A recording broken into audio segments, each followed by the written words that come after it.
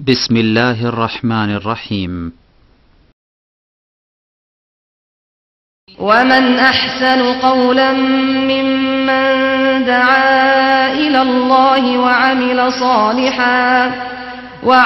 صالحا وقال إنني من المسلمين. بسم الله الرحمن الرحيم. পরম করুণাময় ও অসীম দয়ালু আল্লাহর নামে শুরু। قل أوحي إلي أنه استمع نفر من الجن فقالوا إنا سمعنا قرآنا عجبا। বলুন, আমার প্রতি ওহী নাজিল করা হয়েছে যে জিনদের একটি দল কোরআন শ্রবণ করেছে, অতঃপর তারা বলেছে আমরা বিস্ময়কর কোরআন শ্রবণ করেছি।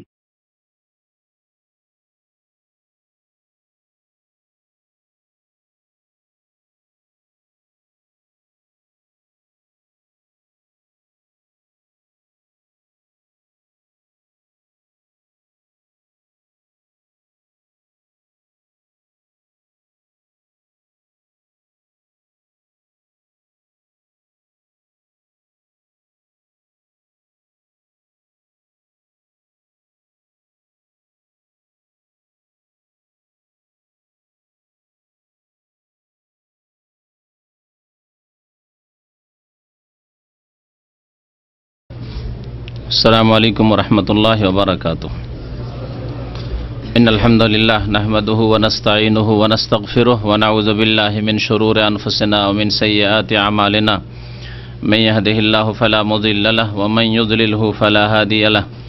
وأشهد أن لا إله إلا الله وحده لا شريك له وأشهد أن محمدا عبده ورسوله صلى الله تعالى عليه وعلى آله وصحبه وسلم تسليما كثيرا. يا أيها الذين آمنوا اتقوا الله حق تقاته ولا تموتن إلا وأنتم مسلمون. يا أيها الناس اتقوا ربكم الذي خلقكم من نفس واحدة وخلق منها زوجها وبث منهما رجالا كثيرا ونساء واتقوا الله الذي تساءلون به والأرحام إن الله كان عليكم رقيبا. يا أيها الذين آمنوا اتقوا الله وقولوا قولا سديدا يصلح لكم أعمالكم ويغفر لكم ذنوبكم ومن يطع الله ورسوله فقد فاز فوزا عظيما. أما بعد فإن خير الحديث كتاب الله وخير الهدي هدي محمد صلى الله عليه وسلم وشر الأمور محدثاتها وكل محدثة بدعة وكل بدعة ضلالة وكل ضلالة في النار. أعوذ بالله من الشيطان الرجيم. بسم الله الرحمن الرحيم. قل أوحي إلي أنه استمع نفر من الجن فقالوا إنا سمعنا قرآنا عجبا يهدي إلى الرشد فآمنا به ولن نشرك بربنا أحدا. আল্লাহ পাক রব্বুল আলামিনের সমস্ত প্রশংসা যে আল্লাহ পাক রব্বুল আলামিন যেমন মানুষকে সৃষ্টি করেছেন তেমনি জিনকে সৃষ্টি করেছেন তাঁর ইবাদত বন্দেগীর জন্য। দরুদ ও সালাম নাজিল হোক নবী মুহাম্মদ সাল্লাল্লাহু আলাইহি সাল্লামের প্রতি, যাকে আল্লাহ পাক রব্বুল আলামিন যেমন মানুষের জন্য রাসূল করে নবী করে প্রেরণ করেছেন তেমনি জিনদের জন্য তাকে রাসূল করে প্রেরণ করেছেন। আল্লাহুম্মা সাল্লি আলাইহি আল্লাহুম্মা বারিক আলাইহি। আজকে তাফসীর পেশ করব সূরা জিনের। সূরাতুল জিন এমন একটি সূরা যে সূরার নামকরণ হয়েছে সূরাতুল জিন বলে, কারণ আল্লাহ পাক রব্বুল আলামিন এই সূরায় জিনদের ইসলাম কবুল করার ঘটনা উল্লেখ করেছেন। জিনেরা নবী করিম সাল্লাল্লাহু আলাইহি ওয়াসাল্লাম থেকে কোরআনে কারীম শোনার পরে তারা সে সম্পর্কে যে ভালো মন্তব্য পেশ করলো এবং তারা নিজেরা ইসলাম গ্রহণ করলো দ্রুত, আর তারপরে আবার নিজ নিজ জাতির কাছে গিয়ে ইসলামের দাওয়াত দেওয়া শুরু করলো। এসব কথা আল্লাহ পাক উল্লেখ করেছেন। এছাড়াও জিনদের আরও বেশ কিছু কথা আল্লাহ পাক এখানে উল্লেখ করেছেন। এই সূরার নাম সূরাতুল জিন এবং এই সূরা আল্লাহ পাক নাযিল করেছেন নবী করিম সাল্লাল্লাহু আলাইহি ওয়াসাল্লামের মক্কি জীবনে।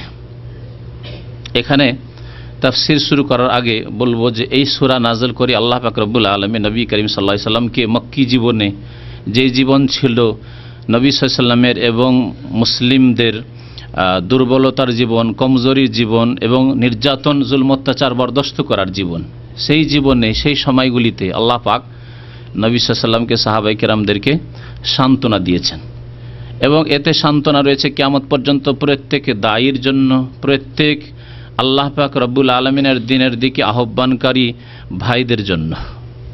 এই সান্ত্বনা কেমন করে রয়েছে সেটা সূরার তাফসীর শেষ করে আপনাদেরকে জিজ্ঞাসা করব অথবা আমি তা উল্লেখ করব। তবে জেনে রাখবো এখন যে এই সূরা দিয়ে আল্লাহ পাক রব্বুল আলামিন নবী সাল্লাল্লাহু আলাইহি ওয়াসাল্লামকে সান্ত্বনা দিয়েছেন। নবী করিম সাল্লাল্লাহু আলাইহি ওয়াসাল্লাম সহিহ বুখারীতে রওয়ায়াত রয়েছে যে নাখলা নামক এক উপত্যকায় ওয়াদিতে ফজরের নামাজ আদায় করছিলেন কয়েকজন সাহাবায়ে কেরামকে সাথে নিয়ে। ওই সময় কয়েকজন জিন গিয়ে পৌঁছে, যাদেরকে আল্লাহ এখানে বলেছেন নাফারুম মিনাল জিন, জিনদের একটি দল। আরবি ভাষায় নাফার বলা হয়, আরবি ভাষাবিদরা বলেছেন 3 থেকে নিয়ে 10 পর্যন্ত সংখ্যা যদি থাকে তাহলে তাদের সংখ্যা 3 থেকে 10-এর মধ্যে ছিল, তাই হতে পারে। আল্লাহ বলছেন কুল ওহিয়া ইলাইয়া আন্নাহু ইস্তামা নাফারুম মিনাল জিন, জিনদের একটি ছোট্ট দল, ক্ষুদ্র দল, বড় দল হইতে পারে, কিন্তু নাফার যখন আল্লাহ বলেছেন তাহলে একটি ক্ষুদ্র দল ছিল যাদের সংখ্যা 3 থেকে 10-এর মধ্যে ছিল। নবী করিম সাল্লাল্লাহু আলাইহি ওয়াসাল্লাম ফজরের সালাত আদায় করছিলেন সাহাবায়ে কেরামদেরকে নিয়ে, তেলাওয়াত চলছিল। সেই সময় জিনদের এই ক্ষুদ্র দলটি ওখানে পৌঁছে যায় আর এই দৃশ্য দেখে নবী সাল্লাল্লাহু আলাইহি ওয়াসাল্লামের এবং সাহাবায়ে কেরামদের জামাতের সালাতের নামাজের, এবং কোরআনে কারীম মনোযোগ দিয়ে শোনে আর শোনার সাথে সাথে মুসলিম হয়ে যায়। এই জিন দলটি কি উদ্দেশ্যে বেরিয়েছিল এই কথাও সহিহ বুখারীতে, সহিহ মুসলিমে, আরও বেশ কিছু হাদিসের কিতাবে উল্লেখ করা হয়েছে। আব্দুল্লাহ বিন আব্বাস রাদিয়াল্লাহু তাআলা আনহু হাদিসটি বর্ণনা করেছেন, তাফসীর কিতাবাইতে রয়েছে, সহিহ বুখারীর হাদিস, সহিহ মুসলিমের হাদিস, যে নবী করিম সাল্লাল্লাহু আলাইহি ওয়াসাল্লাম যখন রিসালাত পেলেন, কত বছর বয়সে? 40 বছর বয়সে রিসালাত পেলেন, তখন আসমানের রাস্তাগুলিকে কঠোর পাহারা দিয়ে বেষ্টিত করে দেওয়া হলো, ঘিরে দেওয়া হলো। কঠোর পাহারা কার পক্ষ থেকে? আল্লাহর পক্ষ থেকে। কাদেরকে দিয়ে? ফেরেশতাদেরকে দিয়ে। এমন পাহারা লাগিয়ে দেওয়া হলো যে আর ওপর দিকে জিনেরা যেতে পারে না। তার আগে পর্যন্ত জিনেরা ওপর দিকে ঊর্ধ্ব গগনে আকাশ পর্যন্ত যেত এবং নিজ নিজ জায়গায় তারা বসতো। বসার পরে প্রথম আকাশের তারা কান লাগিয়ে শুনতো যে কি আল্লাহ আলোচনা উপর দিকে হচ্ছে, আল্লাহ পাক রব্বুল আলামিন ফয়সালা, যেমন হাদিসে আছে 7 আসমানের উপর হয়, তারপর 7 আসমানের উপর যে ফেরেশতারা আছেন তাদের মাঝে আলোচনা হয় আপোষে যে আল্লাহ পাক আজ এই ফয়সালা করলেন, এই ফয়সালা করবেন, দুনিয়াতে এই হবে এই হবে।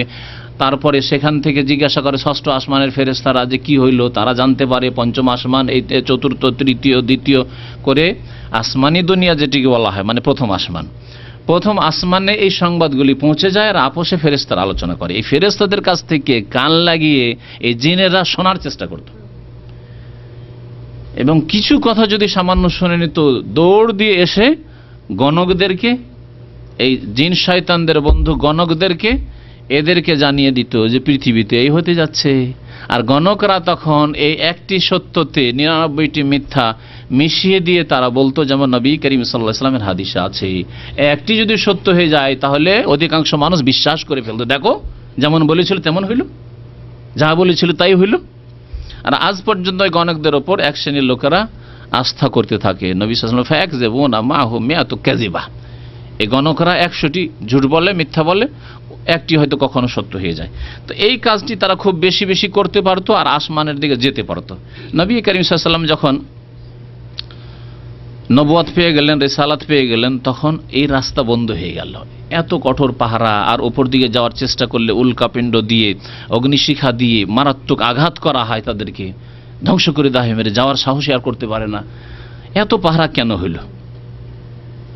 জিনদের যে নেতা, তাকে গিয়ে জিনেরা গিয়ে বলে যে আর তো উপর দিকে যেতে পারি না, আকাশের তো আর খবর নিতে পারি না, কি হচ্ছে না হচ্ছে তা তো কিছু জানতে পারি না।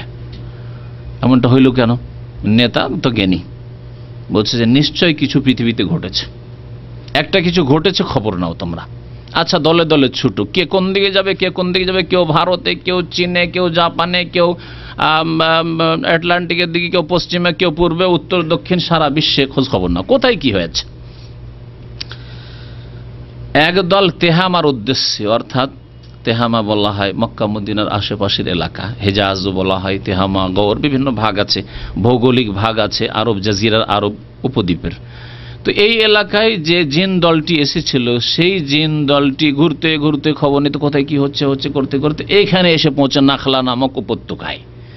এসে দেখে যে একজন মানুষ সুন্দর আবৃত্তি করছে কোরআনে কারীম, আর যাকে আল কোরআন বলা হয়, আর লোকেরা তার পিছনে নামাজ পড়ছে, কথা খুব সুন্দর, তার আরবি ভাষা বুঝে। এরা ইয়ামান থেকে বেরিয়েছিল। একটি হাদিস আছে যারা নাসিবাইন নামক একটি স্থান ইয়ামানের মধ্যে রয়েছে, এখানকার জিনেরা বেরিয়ে এসেছিল সফর করে। ইয়ামান থেকে এসে এই মক্কার কাছে নবী সাল্লাল্লাহু আলাইহি ওয়াসাল্লাম ওকাজ, যে বাজার মেলা লাগতো ওকাজে, সেই দিকে যাচ্ছিলেন।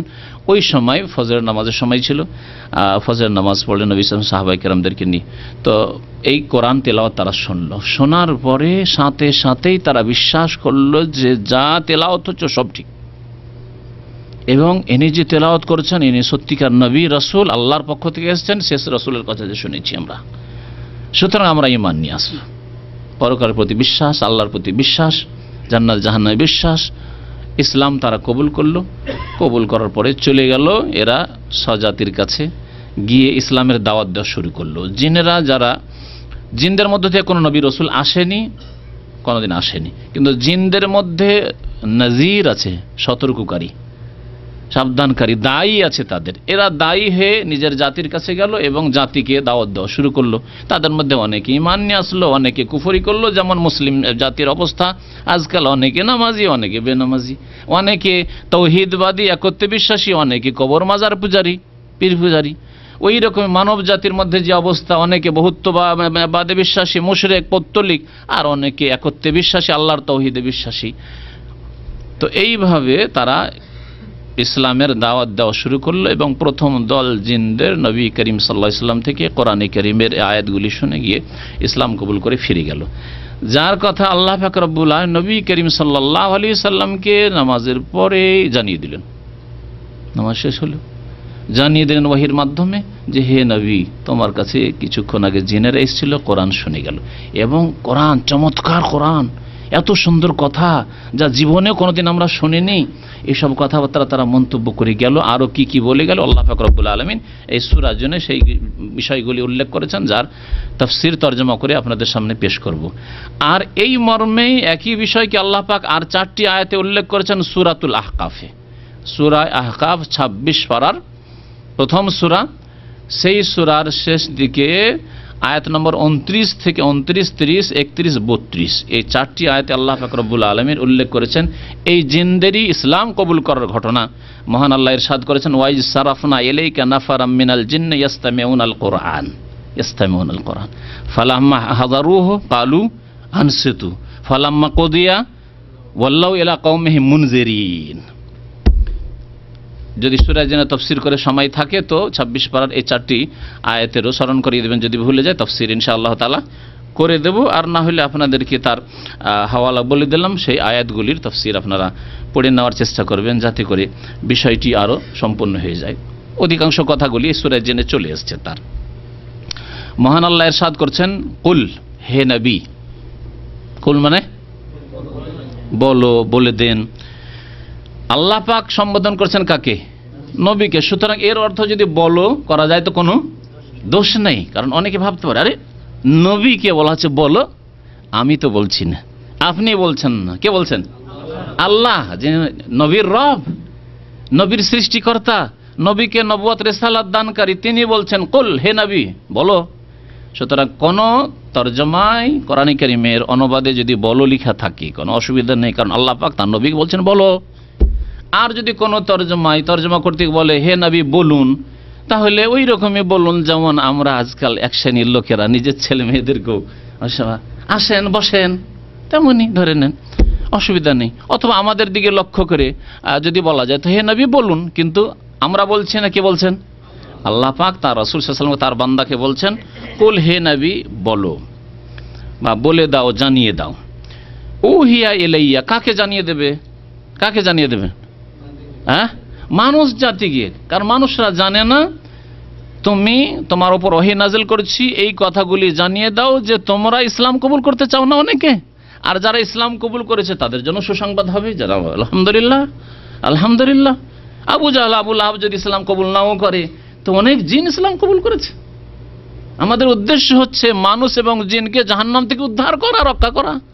আমাদের উদ্দেশ্য হচ্ছে যে আল্লাহর জমিনে যাতে পাপ না হয়, তাওহীদ কায়েম হয়, আল্লাহর একত্ব প্রতিষ্ঠা হয়, শিরক না হয়, অন্যায় কাজ না হয়, জুলম অত্যাচার না হয়। জুলম থেকে অনেক জিন মুক্ত হয়েছে, তারা সোজা পথে এসছে, জান্নাতের পথে এসছে। সুসংবাদ। কুল, হে নবী জানিয়ে দাও মানুষ জাতিকে, মুসলিমদেরকেও জানিয়ে দাও, যারা ইসলাম কবুল করেছে তাদের জন্য হবে সুসংবাদ, এবং কাফের আবু জাহাল আবু লাহাব তাদের ওই রকম ওদের যারা অনুসারী কাফের, যারা ইসলাম কবুল করতে চাইছে না, তাদেরকে জানিয়ে যাও তোমরা যদি ইসলাম কবুল নাও করো, উহিয়া এলেই আমাকে জানিয়ে দেওয়া হয়েছে, ওহী করা হয়েছে, জান্নাহু ইস্তামা নাফারুম মিনাল জিন্নি ফাকালু ইন্না সামি'না কুরআনান আজাবা, কোরআন শুনে তোমাদেরকে ভালো লাগে না। ওয়াকালাল্লাযিনা কাফারু লা তাসমাউ লিহাযাল কোরআন, কাফেররা কি বলতো? মক্কার কাফেররা, লা তাসমাউ লিহাযাল কোরআন, খবরদার কোরআন শুনিও না, জাদু লেগে যাবে। যেমন আজকাল এক শ্রেণীর বিদাতীরা কোরআন এবং সুন্নাহর কথা শুনতে চায় না, কোরআন সুন্নাহর আলেমদের কথা বক্তব্য শুনতে চায় না। কি বলে শেষখানে? একটু শুনে হতে দেখেন, যদি বলা হয় একটু শুনে দেখেন, ভালো লাগে কবুল করবেন, যদি কোরআন হাদিসের মতো লাগে, যদি সত্যি কোরআন হাদিসের আলোকে কথা হয় একটু শুনে দেখেন, আর না হইলে আপনার ইচ্ছা কবুল করবেন। বলছেন না না, এর তাসির আছে, প্রভাব আছে, জাদু হয়ে যেতে পারে। এই কথাই মক্কার কাফেররা বলতো। ওয়াকালাল্লাযিনা কাফারু লা তাসমাউ লিহাযাল কোরআন, কাফেররা বলতো খবরদার এই কোরআন শুনিও না, ওয়ালগাউ ফিহি, হইচই করো, লাআল্লাকুম তাগলিবুন, যদি কখনো কোরআন আওয়াজ চলে আসে এমন হইচই করবে যে শুনতে দিবে না কাউকে। লাআল্লাকুম তাগলিবুন, যাতে করে তোমরা জিততে পারো, যাতে তোমাদের জয় হয়। আল্লাহ পাক রব্বুল আলামিন জানিয়ে দিচ্ছেন। তাহলে মুমিনদের জন্য সুসংবাদ এই ঘটনা জেনে, যে জেনেরা কোরআন শুনেছে এবং ইসলাম কবুল করেছে। আর কাফেরদের জন্য একটু চিন্তার বিষয় যে আরে আমরা যদি নবীকে ঠেকাতে চাই তো আমরা ঠেকিয়ে পারবো? জিনেরা তো সাথ দিয়েছে, আর জিনের দল যদি সাথ দিয়ে দেয় তাহলে আমাদেরও খবর আছে, কারণ আমরা জিনকে ভয় করি। মক্কার কাফেররা বা আরব মুশরিকরা বা যে কোনো মুশরিকরা জিনকে সবচেয়ে বেশি ভয় করে। যে কোনো পৌত্তলিক মুশরিক বহুত্ববাদী যারা মাজারে সেজদা করে, এই লোকেরা বেশি জিন শয়তানকে ভয় করে। তাওহীদে বিশ্বাসী যারা, তাওহীদে এর অনুসারী, তারা অত জিনকে ভয় করে না। যদিও দুনিয়ার অনিষ্ট বলে মানুষের সবারই প্রাকৃতিক, যেমন বাঘকে ভয় করে, চোর ডাকাতকে ভয় করে, ওই ভয় হইতে পারে। কিন্তু আল্লাহ পাক রব্বুল আলামিন হেফাজত করলে কোনো জিন শয়তান ইবলিস কেউ ক্ষতি করতে পারে না, এই বিশ্বাস তাওহীদবাদীর আছে, তাই না? কিন্তু মুশরিকের একটুতে ভয়। যা বলা হবে, যদি কোনো ওঝা বলে, হ্যাঁ, কোনো চিকিৎসক যারা ওই শিরক বিদআতের চিকিৎসক যারা কবিরাজ বলে, যাও অমুক জায়গায় গঙ্গাতে দুধ চিনি দিয়ে এসো, অমুক জায়গায় একটা কালো খাসি জবাই করে এসো, অমুক জায়গায় একটা সাদা মোরগ জবাই করে পুঁতে দিয়ে আসো, অমুক জায়গায় এই করে আসো, সব করবে তারা। আর ওরা বেশি জিনকে ভয় করে। যখন কাফেরদেরকে জানিয়ে দেওয়া হইল যে জিনেরা ইসলাম কবুল করেছে, চিন্তা করতে বাধ্য হবে যে আমরা যদি ইসলামের শত্রুতা করি ইসলামকে আর ঠেকাতে পারবো না, ইসলামের রাস্তাকে বন্ধ করতে পারবো না, নবীর রাস্তাকে সংকীর্ণ সংকুচিত করতে পারবো না, প্রশস্ত হয়ে যাচ্ছে। আল্লাহ পাক রব্বুল আলামিন তরজমা শুনুন কি বলছেন। হে নবী জানিয়ে দাও, মুসলিম অমুসলিমকে জানিয়ে দাও, তোমার সাহাবাই কেরামদেরকে জানিয়ে দাও, এবং আরবের মুশরিক কাফেরদেরকে, মক্কার কুরাইশদেরকে জানিয়ে দাও, উহিয়া ইলাইয়া, আমার দিকে ওহী করা হয়েছে, মানে আমাকে ওহী করা হয়েছে, আন্নাহু কি, এই বিষয়ে, ইস্তামা নাফারুম মিনাল জিন, জিনদের একটি ক্ষুদ্র দল মনোযোগ দিয়ে শ্রবণ করেছে। ইস্তামা বলা হয়েছে, এই জন্য কি বললাম, মনোযোগ দিয়ে শুনেছে। আর সামিয়া মানে শুনেছে। রাস্তায় চলছেন, চলতে চলতে একটু শুনলেন, দেখছেন যে কি একটা আওয়াজ আসলো, হ্যাঁ, কানে আসলো, অথবা একটা গান বাজছে, আমাদের দেশে যে অবস্থা গান বাজনা হচ্ছে, কিন্তু আপনি মনোযোগ দিয়ে শুনলেন কি বলছে না বলছে ওইসব অর্থ চিন্তা করতে গেলেন না, আর কানও লাগালেন না। এটা হচ্ছে শোনা, কানে আওয়াজ চলে এলো শুনলেন, কিন্তু মনোযোগ দিয়ে শুনলেন না। মনোযোগ দিয়ে এখানে শোনার কথা বলা হয়েছে, জিনেরা মনোযোগ দিয়ে শুনেছিল। কোরআনে কারীমকে আল্লাহ পাক কিভাবে শুনতে বলেছেন?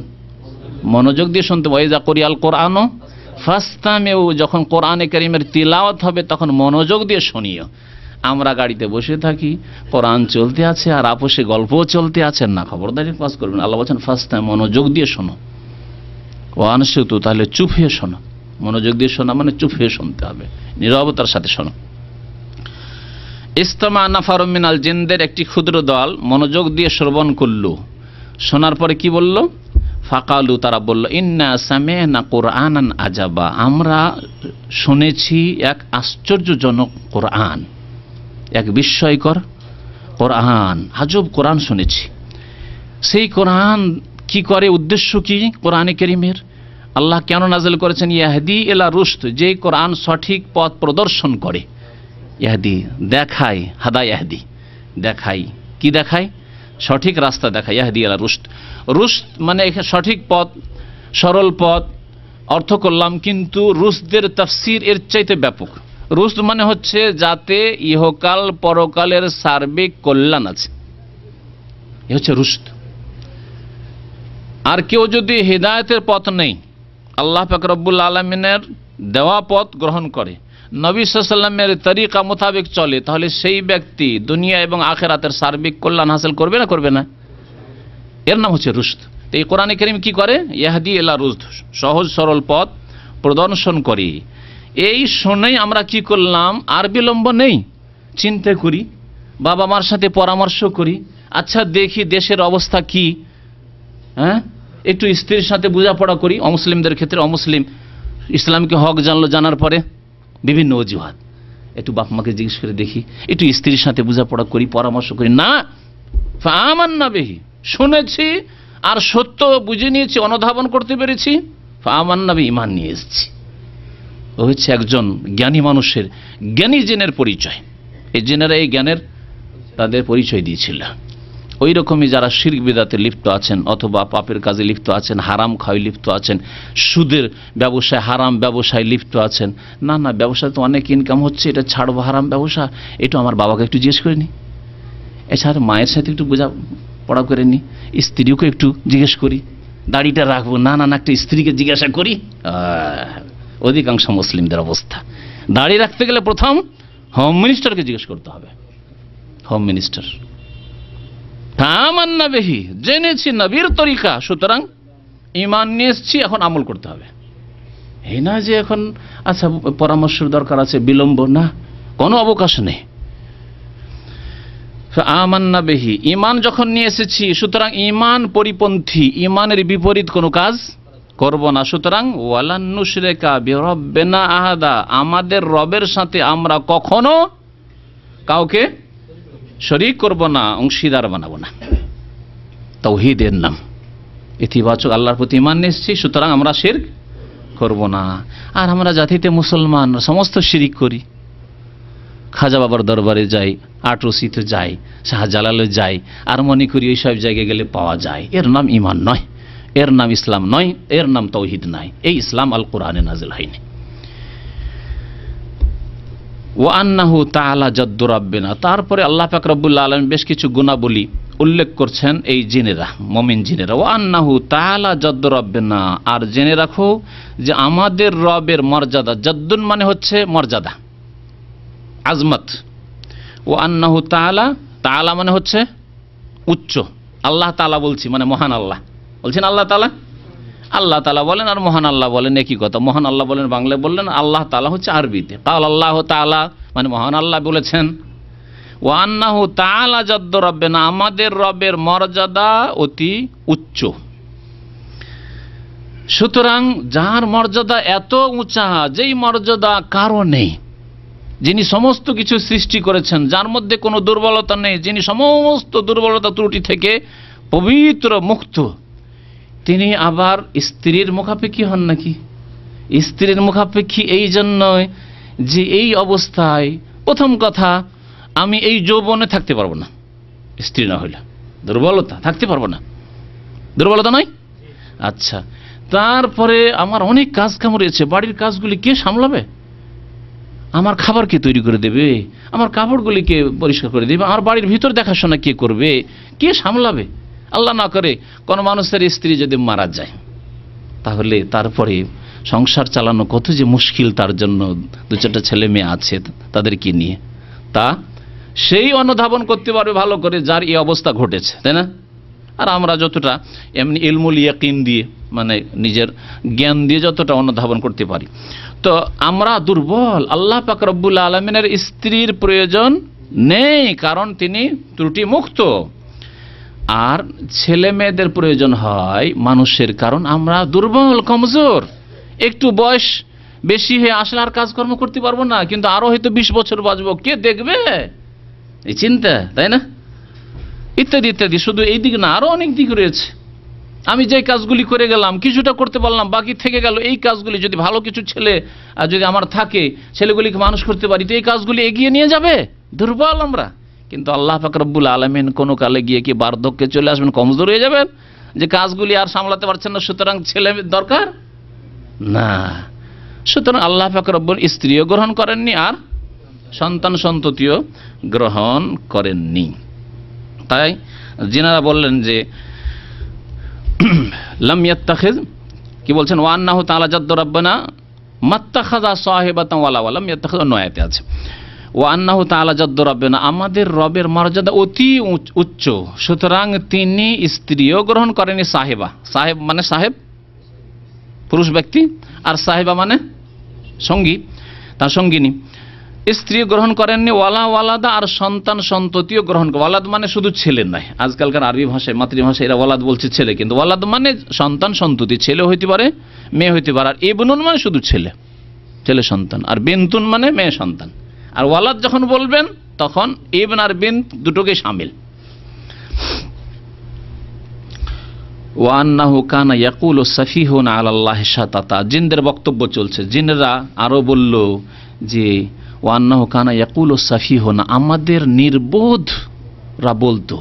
সাফি বোকাকে বলে, নির্বোধকে বলে মূর্খ, যে বুঝে না তাকে বলে।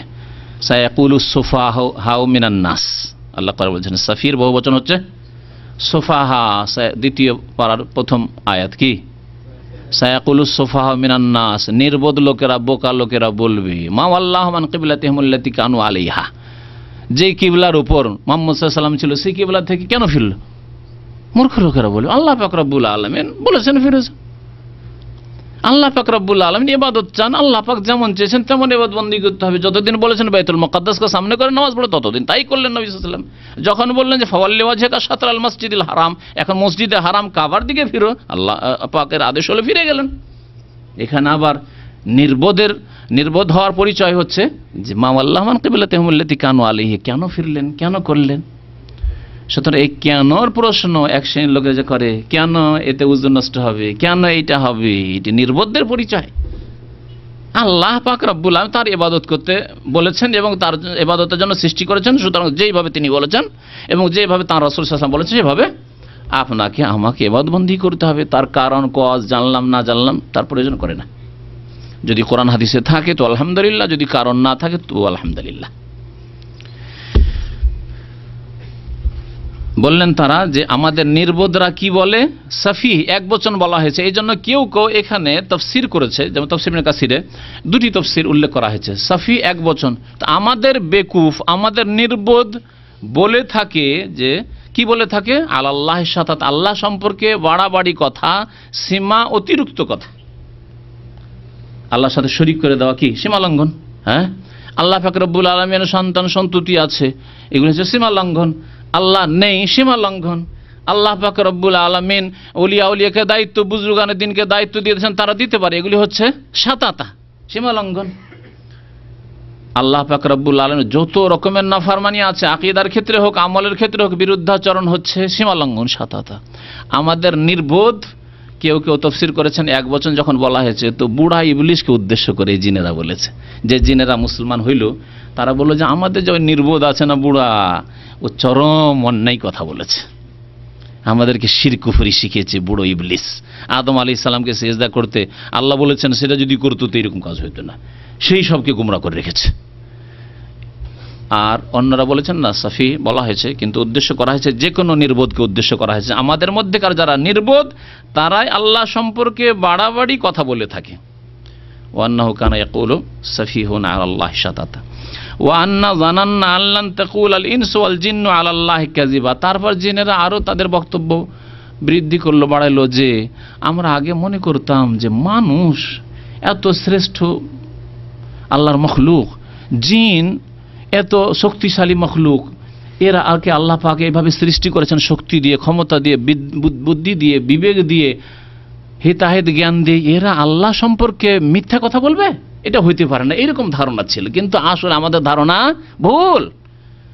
জিনেরা আল্লাহ সম্পর্কে মিথ্যা বলেছে, মানুষ আদম সন্তান আল্লাহ সম্পর্কে মিথ্যা বলেছে, তাওহীদের জায়গায় শিরক বলেছে, মিথ্যা বলেছে, নবীর তরিকা বাদ দিয়ে মানব রচিত বিধান তৈরি করেছে, মিথ্যা বলেছে, নেকির রাস্তা না দেখিয়ে ভুল পথ দেখিয়েছে, পাপের পথ দেখিয়েছে, আল্লাহ সম্পর্কে মিথ্যা বলেছে। আল্লাহর শরীক সাব্যস্ত করা, আল্লাহর সন্তান সন্ততি স্ত্রী এসব কথাবার্তা বলা, পরকাল নেই এসব কথা বলা, আল্লাহ সম্পর্কে তারা মিথ্যা বলেছে। কিন্তু আমাদের ধারণা ছিল যে জিন ইনসান এরা শ্রেষ্ঠ মাখলুক, আল্লাহ সম্পর্কে এইরকম মিথ্যা কথা হয়তো বলতে পারে না, সুতরাং আমরা পূর্বপুরুষের ধর্মে যে আছি সেই ধর্মই হয়তো ঠিক। জিনেরা ইসলাম কবুল করার পরে এই কথা বলল। ওয়া আন্না জানান্না, আমাদের ধারণা ছিল, জান্না মানে ধারণা করা, কখনো কখনো ইয়াকিন বিশ্বাসের অর্থে হয়, ক্ষেত্র বিশেষে সেটা যেভাবে তাফসীর কারগণ তাফসীর করেছেন, কিন্তু আসল অর্থ হচ্ছে জান মানে হচ্ছে ধারণা করা, অনুমান করা। আমাদের ধারণা ছিল যে আনলান তাকুল আল ইনসু ওয়াল জিন্ন, মানুষ এবং জিন বলতে পারে না আলাল্লাহি, আল্লাহ সম্পর্কে কাযিবান, মিথ্যা কথা। আল্লাহ সম্পর্কে মিথ্যা বলবে মানুষ এবং জিন, এটা হইতে পারে না, এরকম আমাদের ধারণা ছিল। সুতরাং যেই ধর্মে ছিলাম ওইটাকে সত্য ধর্ম মনে করছিলাম, কিন্তু না, কথা ভুল। ওয়া আন্নাহু কানা রিজালুম মিনাল ইনসি ইয়াউযুনা বিরিজালিম মিনাল জিন্নি ফাযাদুহুম রাহাকা। আরও বলল যে জিনেরা প্রথম দিকে, তাফসীরের কিতাবে আছে, মুফাসসিরিনগণ বলেছেন যে জিনেরা প্রথম দিকে যখন মানুষকে দেখতো যে আদম সন্তান রে, এরা খুব বুদ্ধিমান, 3.5 হাতের হইলেও, হ্যাঁ, আর কমজোর দেখতে হইলেও এদের বুদ্ধি খুব বেশি, এরা আমাদেরকে মেরে দিবে, এরা আমাদের মেরে দিবে, খেয়ে নেবে। জিন মানুষকে দেখলে পালাতে শুরু করত। আর এদিকে মানুষও জিনকে ভয় করে জিনের নাম শুনলে, তাই না? মানুষ যখন জিনের নাম শুনে ভয় করে। প্রথম দিকে জিনেরা ভয় করতো, তারপরে যখন দেখলো যে না, আমরা তো ভয় করে পালাচ্ছি এদেরকে দেখলে। এই জন্য দেখা যায় যে এলাকা অনাবাদ এলাকা যেগুলোকে বলা হয় কোনো মানুষ জনহীন এলাকা, বন জঙ্গল হয়ে আছে, অথবা ঘর বাড়ি তৈরি করা আছে কিন্তু কোনো লোক বসবাস করেন, সেখানে কিন্তু জিনের আড্ডা, জিনের বাস, ওইসব এলাকায় জিন বাস করে। মানুষজন জঙ্গল বন কেটে ফেলে দিক, বাস করা শুরু করুক, কোনো বাড়িতে বসবাস শুরু করুক, তখন জিন সেখান থেকে পালাতে শুরু করবে, হ্যাঁ, বিরক্ত করবে। আজকাল এই জন্য বিরক্ত করে যে ওরা বুঝে গেছে মানুষের অন্তর যে দুর্বল অন্তর, এদের অন্তরে শিরক ঢুকে আছে, এদের অন্তরে ঈমান খুব কমজোর, এদের আমলে পাপ, এদের বাড়িতে ছবি, এদের বাড়িতে নামাজ নেই, এর বাড়িতে ফিল্ম, নোংরা কাজ, হারাম কাজ, সুতরাং পারবো এদেরকে। এদের কোমরে তাবিজ, হাতে তাবিজ, এই তাবিজের উপরে এদের আস্থা ভরসা, আল্লাহর উপর আস্থা ভরসা নেই, সুতরাং এদেরকে ধমক দিতে পারবো আর এদেরকে বিরক্ত করে তাড়িয়ে দিতে পারবো বাড়ি থেকে, আর আমরা দখল করে নিতে পারবো, সেই জন্য। কিন্তু তাওহীদবাদী সত্যি যদি হয় তো জিন কোনোদিন মানুষের কাছে টিকতে পারে না, বসবাস করতে পারে না।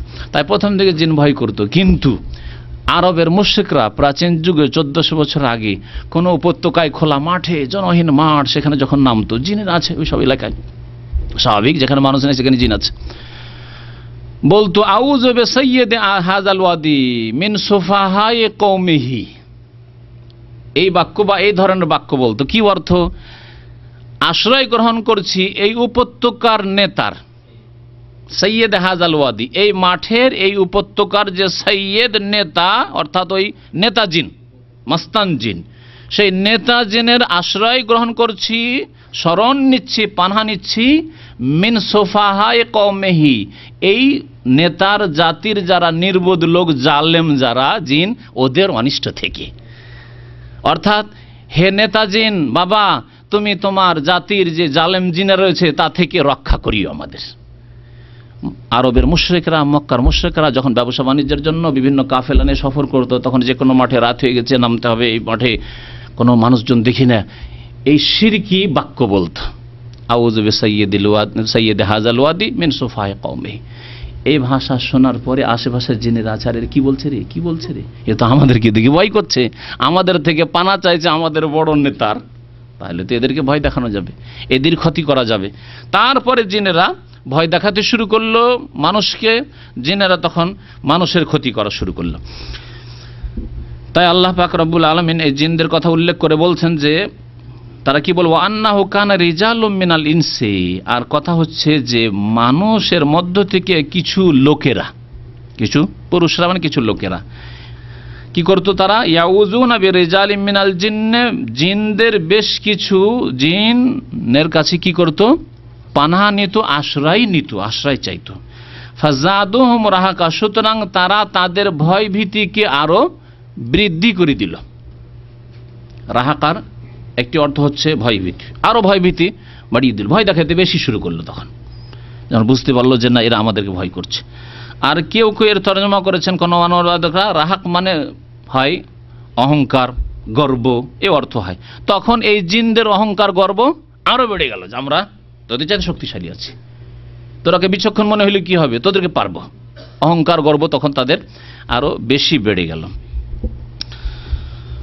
ওয়া আন্নাহুম জান্নু কামা জানান্তুম আল্লা ইয়াবআসাল্লাহু আহাদা, তারপর জিনেরা আরো বললেন, যারা ইসলাম গ্রহণ করলেন জিন, তারা যে কিয়ামত হবে না, পুনরুত্থান হবে না, হিসাব নিকাশ হবে না, জান্নাত জাহান্নাম নেই, বিচার নেই, আল্লাহর কাছে জবাবদেহি করতে হবে না, এই ধারণা শুধু আমাদের এই মুশরিকদের ছিল না, জিন মুশরিকদের ছিল না, জিন কাফেরদের ছিল না, বরং মানুষ কাফের, মানুষ মুশরিকদেরও এই ধারণা। তাই বলছে ওয়া আন্নাহুম জান্নু কামা জানান্তুম, হে জিনেরা, ওয়া আন্নাহুম জান্নু, মানুষরাও এইরকম ধারণা রাখে, কামা জানান্তুম, যেমন তোমাদের ধারণা, কি যে আল্লাহ ইয়াবআসাল্লাহু আহাদা, আল্লাহ পাক কারো পুনরুত্থান করবেন না, কাউকে আর মৃত্যুর পর উঠাবেন না, এইরকম ধারণা ছিল। কিন্তু ধারণা ভুল, এখন বুঝতে পেরেছি ধারণা ভুল। এই নবীর মাধ্যমে, নবীর কোরআন শুনে আমরা ঈমান ইসলাম কবুল করার মাধ্যমে জানতে পারলাম। ওয়া আন্না লামাসনাস সামাআ, আর আমরা আকাশকে স্পর্শ করে দেখতাম, মানে আকাশকে পরীক্ষা করে দেখতাম, আকাশ ঊর্ধ্ব গগনে গিয়ে দেখতাম, যাওয়ার চেষ্টা করে দেখতাম। লামাসা মানে শাব্দিক অর্থ প্রথম করলাম স্পর্শ করা, কিন্তু উদ্দেশ্য হচ্ছে আকাশ পথকে আমরা পরীক্ষা করে দেখলাম যে দেখে যেতে পারি কিনা। ওয়া আন্না লামাসনাস সামা ফাওয়াজাদনাহা, অতঃপর আমরা এই আকাশকে পেলাম কি, মুলিআত হারাসান শাদীদা ওয়া শুবা, ভরপুর করে দেওয়া হয়েছে। মুলিআত মালায়ামলাও মানে পরিপূর্ণ করে দেওয়া হয়েছে। কি দিয়ে, হারাসান শাদীদান, কঠোর প্রহরী দ্বারা বেষ্টিত করে দেওয়া হয়েছে, ঘিরে দেওয়া হয়েছে। সোহবা, এবং উল্কা পিণ্ড দিয়ে ভরপুর করে দেওয়া হয়েছে। মুলিআত হারাসান শাদীদা ও সোহবা, শক্ত প্রহরী দিয়ে কি করা হয়েছে, ভরপুর করে দেওয়া হয়েছে, আর উল্কা পিণ্ড দিয়ে ভরপুর করে দেওয়া হয়েছে। অর্থাৎ ওপর দিয়ে গেলে তাহলে ফেরেশতা, অসংখ্য ফেরেশতা পাহারা দিচ্ছে, আর যাওয়ার সাহস হয় না। এক হারাসান শাদীদা। আর সোহবা আরেক পাহারা হচ্ছে যে উল্কাপিণ্ড, যাওয়ার চেষ্টা করলে উল্কাপিণ্ড দিয়ে আল্লাহ পাক রব্বুল আলামিনের ফেরেশতারা আঘাত করেন। সুতরাং আর আমরা যেতে পারছি না। ওয়া আন্না লা নাদরি আশারুন উরিদা বিমান ফিল আরদি আম আরাদা বিহিম রাব্বুহুম রাশাদা, এই উল্কাপিণ্ড এত বেশি বাড়িয়ে দেওয়া হয়েছে। এখানে আরেকটি কথা বলা হয়নি, সেটা হচ্ছে যে এই উল্কাপিণ্ড আকাশ থেকে পড়া এটা আগেও ছিল, আর নবী সাল্লাল্লাহু আলাইহি ওয়াসাল্লামের জামানায়, নবী হওয়ার পরেও ছিল, আর এখনো আছে, কিন্তু আগে তার পরিমাণ খুব কম ছিল। নবী সাল্লাল্লাহু আলাইহি ওয়াসাল্লাম যেমনই নবী রাসূল হলেন, কোরআন নাযিল হওয়া শুরু হলো, তখন এর পরিমাণ অনেক বাড়িয়ে দেওয়া হলো, আর যেতে পারছে না ওইদিকে। যাওয়ার চেষ্টা করলে উল্কাপিণ্ড দিয়ে আঘাত করা হয়। তখন তারা পেরেশান হয়ে ছুটাছুটি করে খোঁজ খবর করতে গিয়ে ইসলাম কবুল করলো। তাই এখানে বলা হয়েছে যে এর উদ্দেশ্য আল্লাহই জানে যে এত উল্কাপিণ্ড দিয়ে আসমানকে ঘিরে দেওয়া হয়েছে, ভর্তি করে দেওয়া হয়েছে, আসমানে এত শক্ত পাহারা লাগিয়ে দেওয়া হয়েছে কি জন্য। হতে পারে ভালো উদ্দেশ্য হতে পারে, আর হতে পারে কোনো খারাপ উদ্দেশ্য, মানে আল্লাহর কোনো আযাব আসতে পারে। আর এইরকমই ধারণা ছিল আগের যুগ থেকে, যে নিশ্চয়ই কোনো কিছু ঘটেছে পৃথিবীতে, অথবা ঘটতে যাচ্ছে, কোনো বিপদ আযাব আসতে যাচ্ছে, অথবা কোনো ভালো কিছু মহামানবের জন্ম হয়েছে, অথবা কিছু হয়েছে, এইরকম ধারণাগুলি ছিল। সেই জন্য তারা এই মন্তব্য করলো যে আমরা বলেছিলাম ওয়া আন্না লা নাদরি,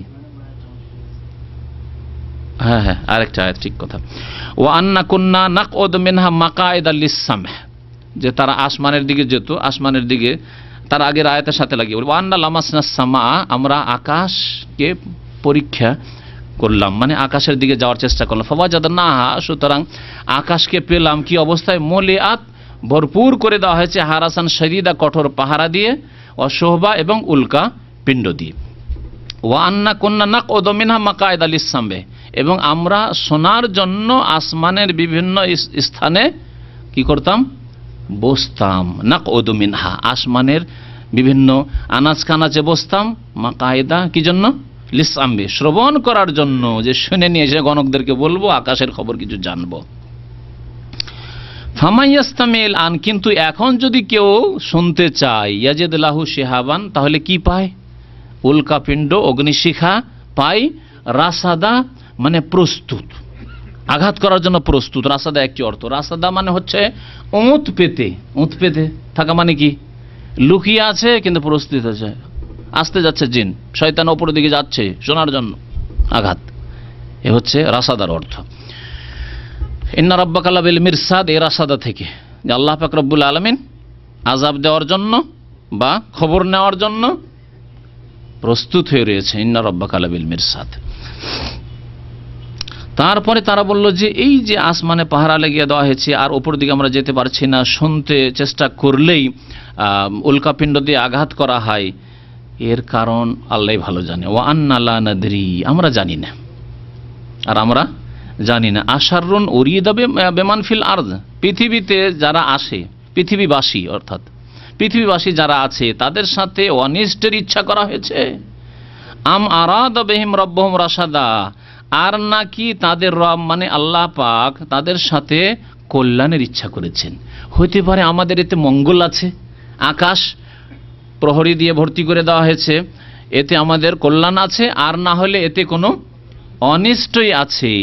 এখানে একটি লক্ষণীয় বিষয় যে যখন কল্যাণের কথা বলা হইল তখন আল্লাহর দিকে সম্পৃক্ত করে বলা হয়েছে। আম আরাদা বিহিম রব্বুহুম রাশাদা, তাদের রব তাদের সাথে কিসের উদ্দেশ্য করেছেন, মঙ্গলের উদ্দেশ্য করেছেন, কল্যাণের উদ্দেশ্য করেছেন। কিন্তু যখন সার অনিষ্টের কথা বলা হয়েছে তখন এই জিনেরা মুসলিম হয়েছে, আল্লাহর সাথে আদবের খেয়াল রেখেছে, আল্লাহর সাথে আদবের খেয়াল রেখেছে। যদিও ভালো মন্দ সবকিছু কার পক্ষ থেকে হয়, আল্লাহ পাকের পক্ষ থেকে হয়। আল্লাহ পাক যেন মানুষের মতো ভালো সৃষ্টি আল্লাহ তৈরি করেছেন, এমন এমন সৃষ্টি আল্লাহ তৈরি করেছেন যার উপকার আর উপকার, উপকার উপকার, এমন আল্লাহ সৃষ্টি করেছেন অপকার আর অপকার, সাপ বিচ্ছু। যদিও কিছু সামান্য লাভ থাকতে পারে কিন্তু তার ক্ষতির দিকই বেশি, আমরা লাভের দিক খুঁজেই পাই না তদন্ত করে, তাই না? তো খারাপগুলো আল্লাহর পক্ষ থেকে আর ভালো আল্লাহর পক্ষ থেকে। কিন্তু আদব হচ্ছে যে ভালোকে আল্লাহর দিকে নিসবত করা, আল্লাহর সাথে সম্পৃক্ত করা, আর খারাপের ক্ষেত্রে একটু আদবের খেয়াল রাখা। তাই তার আদবের খেয়াল রেখে কি বললো, ওয়া আন্না লা নাদরি, আমরা জানি না। আশারুন উরিদা, এ কথা বললেন যে আরাদা রব্বুহুম, আশারুন উরিদা মজহুলের সেগা দিয়ে, বেমান ফিল আরদ, পৃথিবীবাসীর সাথে অনিষ্টের ইচ্ছা করা হয়েছে নাকি তাদের রব তাদের সাথে কল্যাণের ইচ্ছা করেছেন। এই জন্য হাদিসে একটি দোয়াতে আছে, ওয়াশাররু লাইসা ইলাইক, আল্লাহ অনিষ্ট তোমার দিকে সম্পৃক্ত নয়, সৃষ্টিকারী আল্লাহ পাক রব্বুল আলামিন, কিন্তু অনিষ্ট যে হইল এটা আমার আমলের কারণে, আপনার আমলের কারণে। আল্লাহর আযাব আসলো, আযাব আল্লাহর পক্ষ থেকে, কিন্তু আল্লাহ আযাব কেন দিলেন, আমাদের পাপের কারণে, আমাদের অন্যায়ের কারণে, আমাদের জুলম অত্যাচারের কারণে। এইভাবে অনিষ্টকে আল্লাহর দিকে সম্পৃক্ত করা হয়নি, আদবের খেয়াল রাখা হয়েছে। যদিও সৃষ্টিকর্তা ভালো মন্দ সবকিছুর একমাত্র আল্লাহ পাক রব্বুল আলামিন। তারপরে ওই জিনেরাই বলল যে ওয়া আন্না মিন্না আস-সালিহুন, আর আমাদের মধ্যে কিছু সৎকর্মশীল আছে জিন, কিছু ভালো জিন, নেক জিন আছে। ওয়া মিন্না দুনা যালিকা, আর আমাদের মধ্যে এর ব্যতিক্রমও কিছু আছে। দুনা যালিকা মানে এর ব্যতিক্রম, মানে গায়র সালেহ, অসৎ লোকও আছে, অসৎ জিনও আছে। তাহলে জিনদের মধ্যে ওই রকমই ভাগ আছে যেমন মানুষের মধ্যে ভাগ আছে, মানুষ সৎ এবং অসৎ, বিভিন্ন ফাসেক, ফাজের, কাফের, অপরাধী, লম্পট। ঠিকই তেমনি জিনদের মধ্য থেকে কাফের, ফাসেক, লম্পট, চোর, ডাকাত, জালেম, অত্যাচারী, যারা তাদের মধ্যে লম্পট, যারা পাপিষ্ঠ, যারা জালেম, তাদেরকে শয়তান বলা হয়। আর এই শয়তান শব্দটি জিনদের ক্ষেত্রে বেশি প্রাধান্য পেয়েছে, এই জন্য জনসাধারণ আমরা শয়তান মানে কি বুঝি, জিনদের মধ্যেকার শয়তান। কিন্তু মানুষের মধ্যেও যে শয়তান আছে, আল্লাহ পাক রব্বুল কোরআন এখানে বলেছেন শায়াতিনাল ইনসি ওয়াল জিন্নি, আল্লাহ বলেছেন মানুষের শয়তান আর জিনদের মধ্যে থেকে শয়তান, তাহলে মানুষের মধ্যে শয়তান, যারা দুষ্ট প্রকৃতির, যারা পাপিষ্ট, যারা আল্লাহর ইবাদতবন্দি করে না, আল্লাহর সাথে শিরিক করে, অথবা আল্লাহ পাকের ফরজ ওয়াজিব আদায় করে না, হারাম কাজ করে, তারা মানুষ শয়তান। এবং যারা জিন শয়তান, ওরা যারা জুলম অত্যাচার করে, যারা আল্লাহ পাকের ইবাদতবন্দি করে না, আল্লাহ বিশ্বাস করে না, অথবা অন্যায় কাজ করে, নিজেদের অন্যের উপর অন্যায় করে অথবা মানুষের উপর অন্যায় করে। জিন মানুষকে ধরে বসে আর জুলম অত্যাচার করে, জালেম শয়তান। কিন্তু যারা কোনো ক্ষতি করে না, নিজের কাজ করে, তারা সৎলোক। ও আন্না মিন্নাস সালেহুন, আমাদের মধ্যে কিছু সৎকর্মশীল রয়েছে, অমিন্না দুনা যালিকা, আর আমাদের মধ্যে বেশ এর ব্যতিক্রম রয়েছে। কুন্না তারায়েকা কেদাদা, তারায়েকা তরিকাতুনের জমা, আর কেদাদা হচ্ছে, কেদাদা মানে মুখতালিফা, কেদাদ মানে বিভিন্ন। তো আমরা কি ছিলাম? কুন্না, আমরা বিভিন্ন পন্থায় বিভক্ত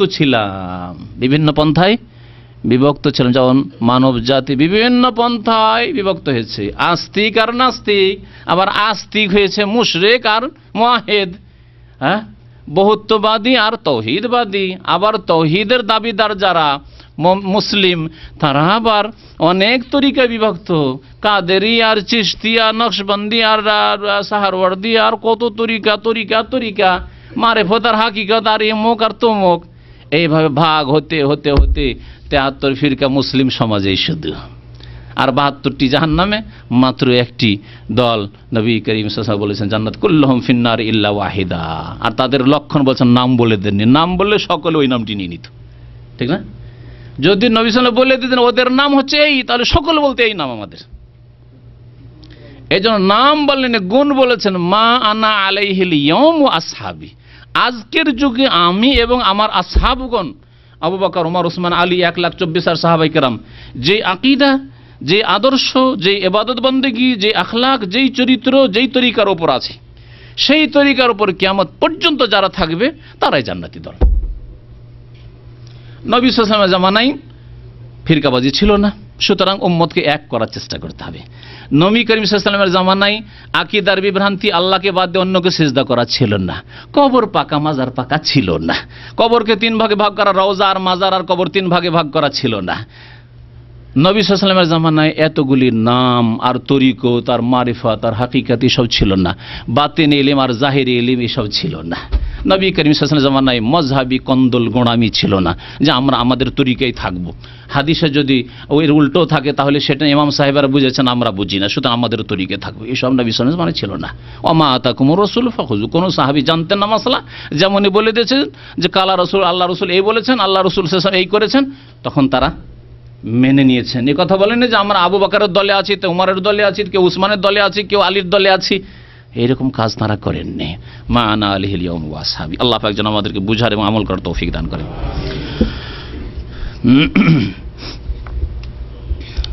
ওয়া আন্না জানান্না আল্লাহ নুজিজাল্লাহ ফিল আরদি ওয়ালা নুজিজাহু হারাবা, এই জানান্না মানে বিশ্বাস করা।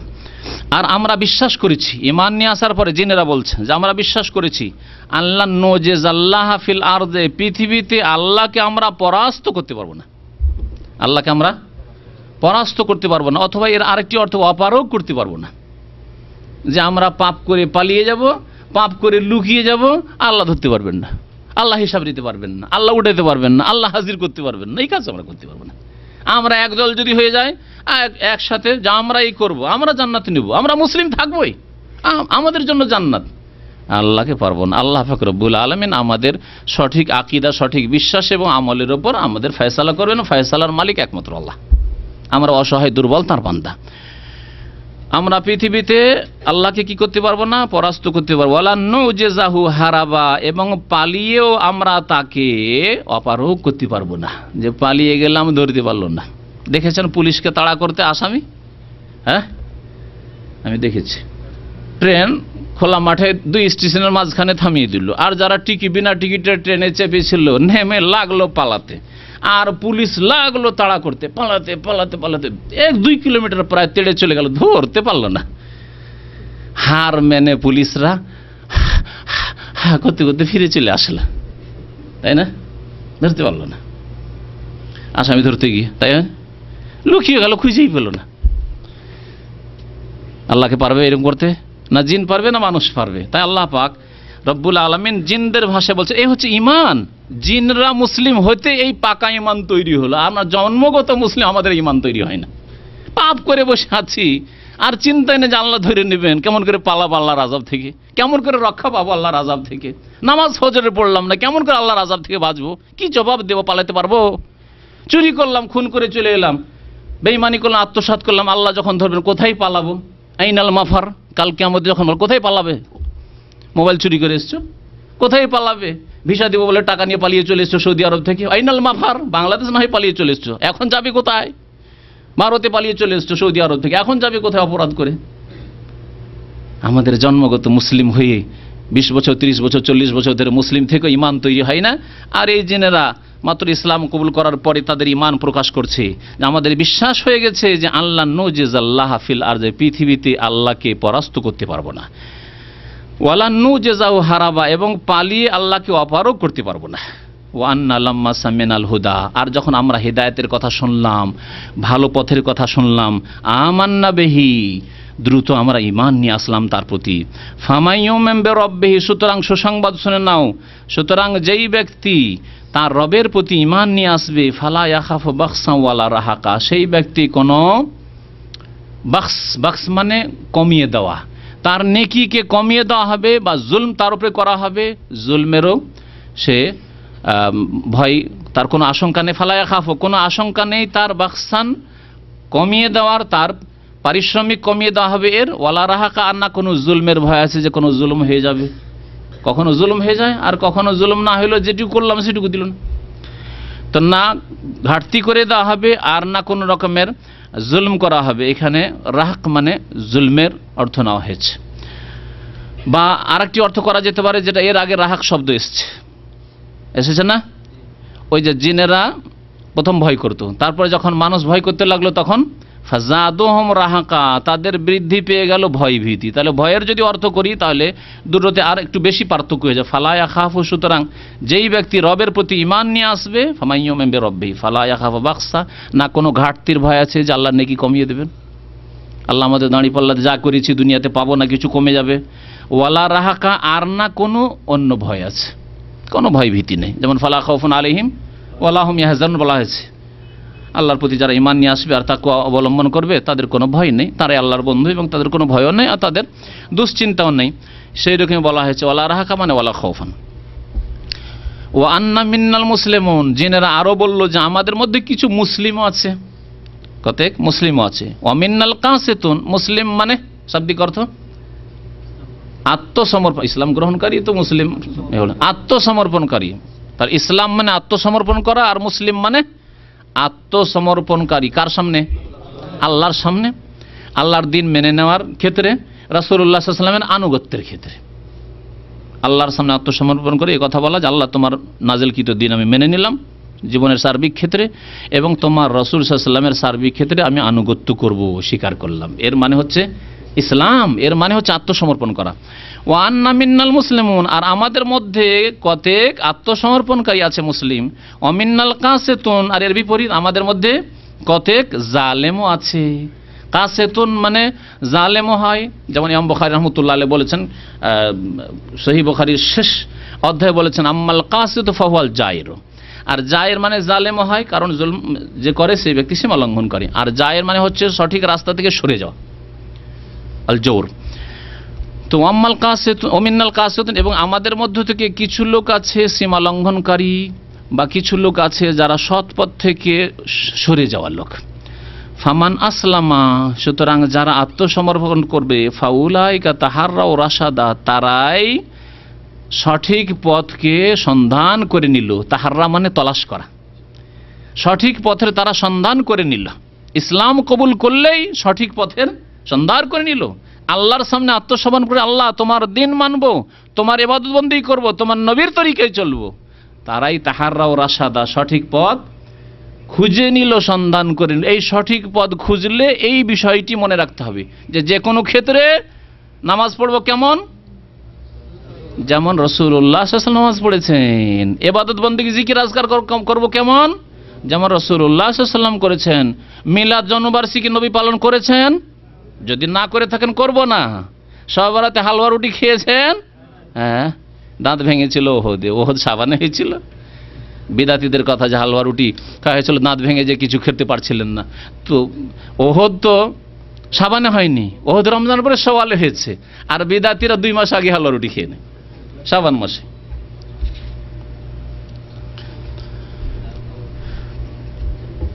ও আম্মাল কাসেতুন, তারপরে জিনেরা বলছেন যারা জালেম, যারা সীমালঙ্ঘনকারী, ফাকানুলে জাহান্নামা হাতাবা, তারা জাহান্নামের ইন্ধন হবে। হাতাব মানে ইন্ধন।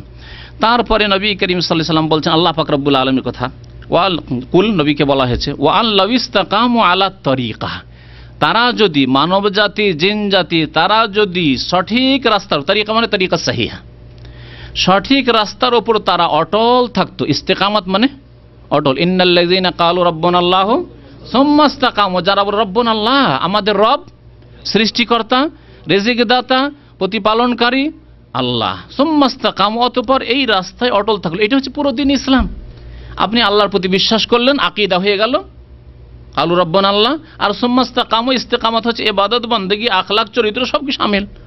সোজা পথে চলছেন, যেই পথে নবী করিম সাল্লাল্লাহু আলাইহি ওয়াসাল্লাম আমাদেরকে ছেড়ে গেছেন। এই জন্য এক সাহাবী জিজ্ঞাসা করেছিলেন, বেদুইন এসেছেন বাদিয়া থেকে, আর আসার পরে বেশি সময় নেই, মদিনা এসেছেন সামান্য অল্প সময়ের জন্য, এখান থেকে চলে গিয়ে আবার বকরি ছাগল উট নিয়ে ব্যস্ত হয়ে যাবেন, আরও হয়তো কোনো সময় আসতে পারবেন না। বলছেন ইয়া রাসূলুল্লাহ কুল্লি ফিল ইসলামে কওলান, ইসলামে এমন একটি সংক্ষেপ কথা বলেন, শর্টকাট কথা, যে লা আসালু আনহু আহাদান বাদা, আপনার পর আর জিজ্ঞাসা না করতে হয়, আর ওর ওপর আমল করলে যাতে আমি মুক্তি পেয়ে যাই। নবী করিম সাল্লাল্লাহু আলাইহি ওয়াসাল্লাম কি বলেছিলেন? হ্যাঁ, কুল আমানতু বিল্লাহ, বলো আমি আল্লাহর প্রতি ঈমান নিয়ে এসেছি, সুম্মা ইস্তাকিম। 40টি হাদিসের মধ্যে একটি হাদিস আছে আরবাইন, যারা এমন নবীর পড়েছেন, অতঃপর তার উপর অটল হয়ে যান। তার উপর অটল হয়ে যাওয়া মানে 5 ওয়াক্ত নামাজ পড়তে হবে, তার উপর অটল হয়ে যাওয়া মানে যাকাত দিতে হবে, তার উপর অটল হয়ে যাওয়া রমজান মাসে রোজা রাখতে হবে, তার উপর অটল হয়ে যাওয়া মানে জীবনে একবার হজ করতে হবে, তার দিনের উপর অটল থাকা মানে যা করতে বলা হয়েছে তাই করতে হবে, আর যা না বলা হয়েছে তা থেকে বেঁচে থাকতে হবে। এর নাম হচ্ছে ইস্তেকামত। আল্লাহ বলছেন ওয়া আল্লাহ ইস্তাকামু আলা তরিকা, যদি তারা সঠিক রাস্তার উপর অটল হয়ে যেত, লাসকাইনাহুম মাআন গাদাকা, তাহলে তাদেরকে আমি অফুরন্ত পানি পান করাইতাম। অফুরন্ত পানি ফুরাইতো না, জমিনের নিচে পানি ফুরাইতো না, যখন পানির দরকার পানি পেত নিজের প্রয়োজন মতো। আসমানের পানিতে অভাব দিতাম না, যখন বৃষ্টির প্রয়োজন তখন বৃষ্টি দিয়ে দিতাম। এত বেশি দিতাম না যাতে ধ্বংস হয়ে ডুবে, আর এত কম দিতাম না যাতে দুর্ভিক্ষে মরে যায়, শুকিয়ে মরে যায়, তাও করতাম না। লাসকাইনাহুম মাআন গাদাকা, অফুরন্ত পানি। তারপরে আল্লাহ পাক রব্বুল আলামিন বলছেন যে লেনাফতেনাহুম ফি, আল্লাহ পাক যে নিয়ামত দান করেন, ধন সম্পদের প্রাচুর্য দান করেন, এ দিয়ে আল্লাহ কি করেন? পরীক্ষা করেন। তাই বলছেন লেনাফতেনাহুম ফি, যাতে করে এতে আমি তাদেরকে পরীক্ষা করতে পারি। ধন সম্পদ দিয়েছি, অভাব দিইনি, অভাব দূর করে দিয়েছি, সচ্ছলতা দিয়েছি, লেনাফতেনাহুম ফি, এতে পরীক্ষা করার জন্য। এই পরীক্ষায় গিয়ে ওয়ামান ইউরিদ আন যিকরি রব্বি, রবের স্মরণ থেকে যেই ব্যক্তি বিমুখ হয়ে গেল, মুখ ফিরিয়ে দিল। আর সবচাইতে বড় জিকির মুসলিম জীবনে হচ্ছে 5 ওয়াক্ত নামাজ। তৌহিদের পরে, তৌহিদ হচ্ছে আল্লাহর সবচেয়ে বড় জিকির, কারণ লা ইলাহা ইল্লাল্লাহ বিশ্বাসী, লা ইলাহা ইল্লাল্লাহর বিপরীত কোনো কাজ করলো না। আর তারপরেই হচ্ছে ওয়া আকিমিস সালাতা লিযিকরি, সালাত কায়েম করো, নামাজ কায়েম করো, কিসের জন্য? আমার স্মরণের উদ্দেশ্যে, আমার জিকিরের উদ্দেশ্যে। আল্লাহ পাক রব্বুল বলছেন ওয়ামান ইউরিদ আন যিকরি রাব্বি, আল্লাহ পরীক্ষা করছেন ধন দৌলত দিয়ে। এখন আল্লাহর জিকির থেকে, আল্লাহর ইবাদত বন্দেগী থেকে, আর জিকির কোরআনে কারীমকে বলা হয়েছে। তাহলে কোরআনী জীবন, আপনাকে কোরআনী লাইফ তৈরি করতে হবে, সার্বিক জীবন দেখতে। আমার জীবন কোরআনে যা বলা হয় সেই রকম জীবন না অন্য কোনো জীবন। কোনো একটা সাইড আছে কোরআনে কারীমের আদর্শের বাইরে আছে, অর্থের ক্ষেত্রে আমি কোরআনের বাইরে আছি। নামাজটা তো ঠিক আছে কোরআনের মধ্যেই, আল্লাহ সাল্লাত বলেছেন 5 ওয়াক্ত নামাজ পড়ছি, কিন্তু অর্থনীতির ক্ষেত্রে হারাম খাচ্ছেন কিছু হয়তো, অথবা এটাও ঠিক আছে ওটাও ঠিক আছে, কিন্তু রাষ্ট্রনীতির ক্ষেত্রে কোরআন কারীমের আদর্শের বাইরে আছে। ওখানে গিয়ে কোনো এক দলের সাথে, মানব রচিত বিধানে বিশ্বাসী দলের সাথে সহযোগিতা করছি, আর সেসবের তাদের পৃষ্ঠপোষকতা করছি, তাদের পেছনে মেহনত লাগাচ্ছি, তাদেরকে সময় দিচ্ছি। তাহলে চিন্তা করে নিতে হবে। তো আল্লাহ পাক রব্বুল আলামিন কি বলছেন? লেনাফতেনাহুম ফি ওয়ামান ইউরিদ আন যিকরি রাব্বিহি, রবের জিকির থেকে মানে আল কোরআন থেকে, তাওহীদ থেকে, নামাজ থেকে। কোরআন যদি বলা হয় তাহলে সমস্ত কিছু চলে আসবে। রবের জিকির থেকে, কোরআনে কারীম থেকে যে ব্যক্তি বিমুখ হবে কোরআনী আদর্শ থেকে, ইয়াসলুকহু আযাবান সাআদা, তাকে আল্লাহ দাখিল করবেন, প্রবিষ্ট করবেন কোথায়? কঠোর শাস্তিতে। আযাবান সাআদা মানে আযাবান আলিমান বা শাদীদান, শক্ত আযাব, কঠোর শাস্তিতে আল্লাহ পাক প্রবিষ্ট করবেন, দাখিল করবেন। ওয়া আন্নাল মাসাজিদা লিল্লাহ, তারপরে জিনদের কথা শেষ হয়ে গেছে। নবী করিম সাল্লাল্লাহু আলাইহি সাল্লামকে আল্লাহ বলছেন, আল্লাহর কালাম, ওয়া আন্নাল মাসাজিদা লিল্লাহ, মসজিদ সমূহ হচ্ছে আল্লাহর। মসজিদ মানে সিজদার স্থান, সিজদার স্থান হচ্ছে আল্লাহ পাক রব্বুল আলামিন, সারা পৃথিবী সিজদার স্থান। নবী সাল্লাল্লাহু আলাইহি ওয়াসাল্লাম খালি মসজিদের জায়গায় সিজদা করতে বলেছেন না, যে কোনো জায়গায় নামাজ পড়তে হবে। এই উম্মতকে যে কোনো জায়গায় নামাজ পড়ার অনুমতি দেওয়া হয়েছে। জুইলাত লিয়াল আরদু মসজিদান ওয়া তাহুরান, নবী সাল্লাল্লাহু আলাইহি ওয়াসাল্লাম বলছেন যে আমার 5টি বৈশিষ্ট্যের একটি হচ্ছে যে আমার জন্য সারা পৃথিবীর প্রত্যেক জমিনকে কি করা হয়েছে? মসজিদ বানিয়ে দেওয়া হয়েছে, নামাজের স্থান, সিজদার স্থান বানিয়ে দেওয়া হয়েছে। তাহলে এর মানে হবে ওয়ান্নাল মাসাজিদা লিল্লাহ, সারা পৃথিবী এবং সারা পৃথিবীর সব জায়গায় সিজদা করতে পারবে, নামাজ পড়তে পারবে যখনই নামাজের ওয়াক্ত হবে। সমস্ত হচ্ছে কার? আল্লাহর। সারা জমিন যখন আল্লাহর, কোন জমিন খাজা বাবার নাই, কোন জমিন ওই গৌসুল আজম যাকে বলছেন জিলানি সাহেবের নাই, কোন জমিন ইমাম আবু হানিফার নয়, কোন জমিন ইমাম শাফি মালিক আহমদের নয়, কোন জমিন মুহাম্মদুর রাসূলুল্লাহ সাল্লাল্লাহু আলাইহি ওয়াসাল্লামের নয়। ওয়ান্নাল মাসাজিদা লিল্লাহ, সমস্ত যখন আল্লাহ পাক রব্বুল আলামিনের, তো কাকে ডাকতে হবে? কার কাছে দোয়া করতে হবে? কার কাছে চাইতে হবে? কার কাছে পেতে হবে? আল্লাহ পাকের কাছে। ইবাদত বন্দেগী তার করতে হবে। তাই বলছেন ফালা তাদউ মা আল্লাহি আহাদা, সুতরাং আল্লাহর সাথে অন্য কাউকে ডেকো না, আহ্বান করিও না। দেখেন, সেজদার কথা বলার পরে দোয়ার কথা বলা হয়েছে। তাহলে এই আয়াতে বোঝানো হয়েছে যেমন সেজদা ইবাদত তেমনি দোয়াও ইবাদত। এমন নয় যে সেজদা তো করি আল্লাহ পাককে, কিন্তু বলি ইয়া খাজা বাবা মাদাদ, চলবে না, একই হুকুম, মুশরিক হয়ে গেলেন। আল্লাহ ছাড়া অন্যকে সেজদা করলে যেমন মুশরিক হয়ে যায়, তেমনি আল্লাহ ছাড়া অন্যের কাছে কেউ যদি দোয়া করে, আহ্বান করে, ডাকে, আর মনে করে তিনি ডাকে সাড়া দিতে পারবেন, অথবা উদ্ধার করতে পারবেন, অথবা আমার কথা শুনতে পারবেন এবং জবাব দিতে পারবেন, ছেলে হয় না ছেলে মেয়ে দিতে পারবেন, রোগ ভালো হয় না রোগ ভালো করতে পারবেন, তাহলে মুশরিক হয়ে যাবে। ওই রকমই যেমন কেউ আল্লাহ ছাড়া অন্যকে সেজদা করলে মুশরিক হয়ে যাবে। একই আয়াতে আল্লাহ সেজদার কথা উল্লেখ করছেন আর দোয়ার কথা উল্লেখ করছেন। সূরা জিনে সত্যিকার অর্থে শুধু জিনদের কথা নেই, তাওহীদ রয়েছে আর বহু জিনিস শিখা রয়েছে। শেষখানে সময় থাকলে কিছু কথা পেশ করার চেষ্টা করব। আল্লাহ পাক রব্বুল আলামিন বলছেন যে ফালা তাদউ মা আল্লাহি আহাদ, আল্লাহর সাথে অন্য কাউকে ডেকো না। ওয়া আন্নাহু লাম্মা কামা আব্দুল্লাহ ইয়াদউ, এবং যখন আল্লাহর বান্দা দণ্ডায়মান হলেন, কে? রাসূলুল্লাহ সাল্লাল্লাহু আলাইহি ওয়াসাল্লাম। আল্লাহ পাক কোরআনে কারিমে নবীকে আব্দুল্লাহ 4 জায়গায় বলেছেন। হ্যাঁ, আব্দ আল্লাহর বান্দা বলেছেন 4 জায়গায়। তার মধ্যে একটি জায়গা হচ্ছে দাওয়াতের ক্ষেত্রে, ওয়া আন্নাহু বা দুআর ক্ষেত্রে, এখানে দোয়া। ওয়া আন্নাহু লাম্মা কামা আব্দুল্লাহ ইয়াদউ, যখন দাঁড়ালেন নামাজে আল্লাহর বান্দা অর্থাৎ মুহাম্মদ সাল্লাল্লাহু আলাইহি ওয়াসাল্লাম, ইয়াদউ তার কাছে দোয়া করার উদ্দেশ্যে, তাকে ডাকার উদ্দেশ্যে, আল্লাহ পাক রব্বুল আলামিনকে ডাকার জন্য। কাদু ইয়াকুনুনা আলাইহি লিবাদা, মনে হচ্ছিল যে তারা তার ওপর চেপে পড়বে, চেপে বসবে। লেবাদা এমন ভাবে ঘিরে নিয়েছিল যে মনে হচ্ছে যে তাকে তার উপর চেপে বসবে, মানে শেষ করে দিবে, খুঁচে দিবে, দলে দেবে। কাদু ইয়াকুনুনা আলাইহি লিবাদা, কারা? এই ক্ষেত্রে দুটি মত আছে তাফসীরের, যা তাফসীর পড়ে বুঝলাম। সবচেয়ে প্রসিদ্ধ মত হচ্ছে জিনেরা যখন কোরআন শুনতে আসে, শুনে এত ভালো লেগেছিল যে মনে হচ্ছে যে চুড়ে নিবে, কোরআন শোনার জন্য এসে নবী সাল্লাল্লাহু আলাইহি ওয়াসাল্লামের উপর চেপে বসবে। কাদু ইয়াকুনুনা আলাইহি লিবাদা, তাহলে তারা কোরআন শোনার জন্য আগ্রহী হয়ে ঝাঁপিয়ে পড়েছিল, এ কথাই আয়াতে বোঝানো হয়েছে।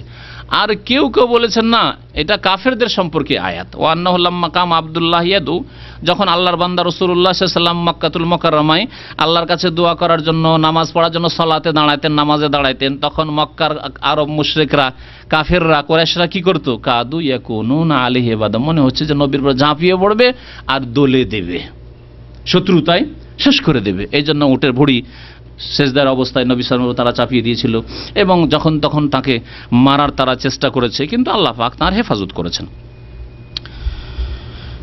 কুল ইন্নামা আদউ রাব্বি ওয়ালা উশরিকু বিহি আহাদা, এখন তাওহীদের কথা বলা হচ্ছে। হে নবী, তুমি বলে দাও ইন্নামা আদউ রাব্বি, আমি দোয়া করি আমার রবের কাছে।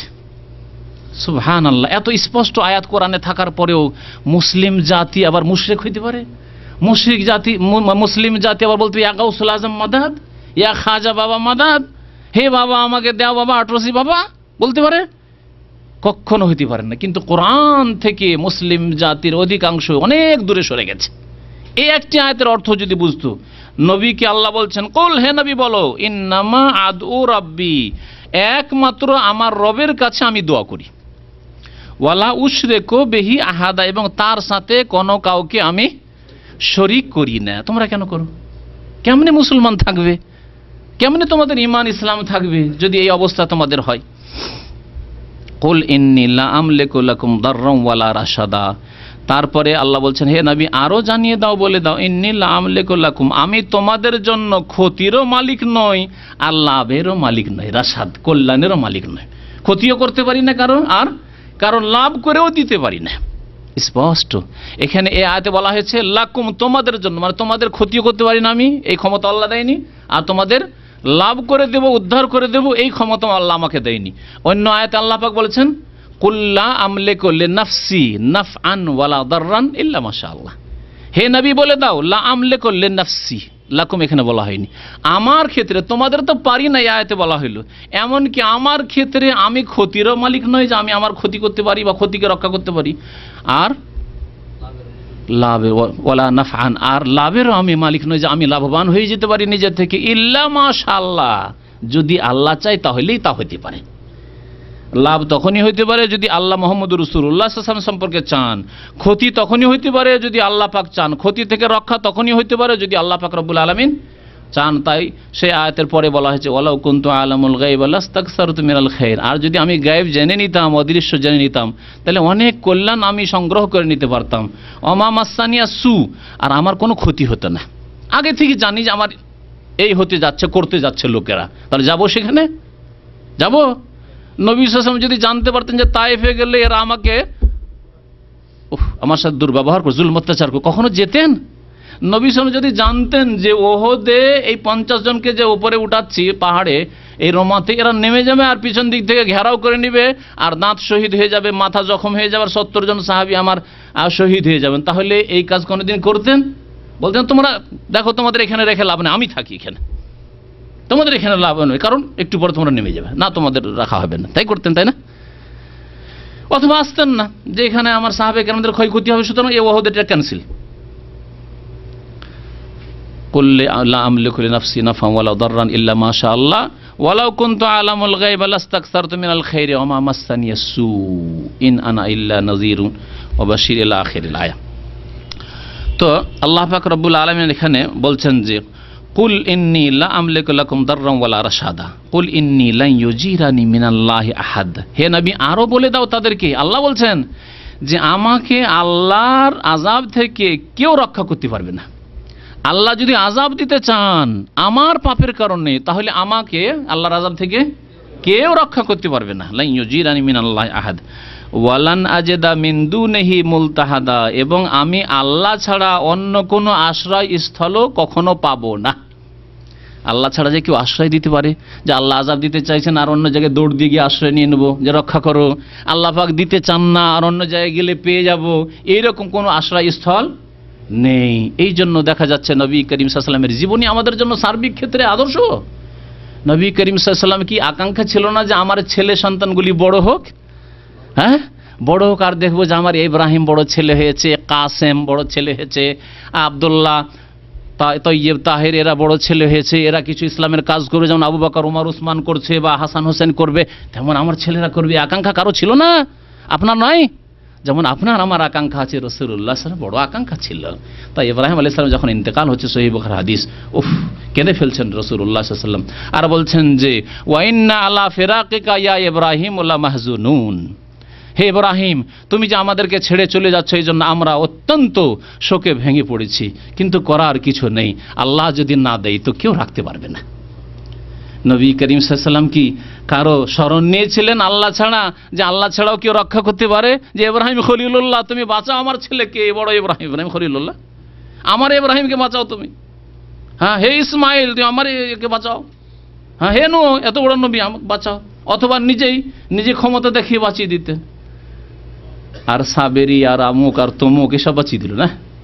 জিলানি মৃতকে জীবিত করে দিল, কবর থেকে ছেলে সন্তান দিয়ে দিচ্ছে, ৮৮ গেলে সন্তান পাওয়া যায়, মাইজ ভান্ডারে গেলে সন্তান পাওয়া যায়, খাজা বাবার কাছে গেলে পাওয়া যায়। এ হল ইসলাম।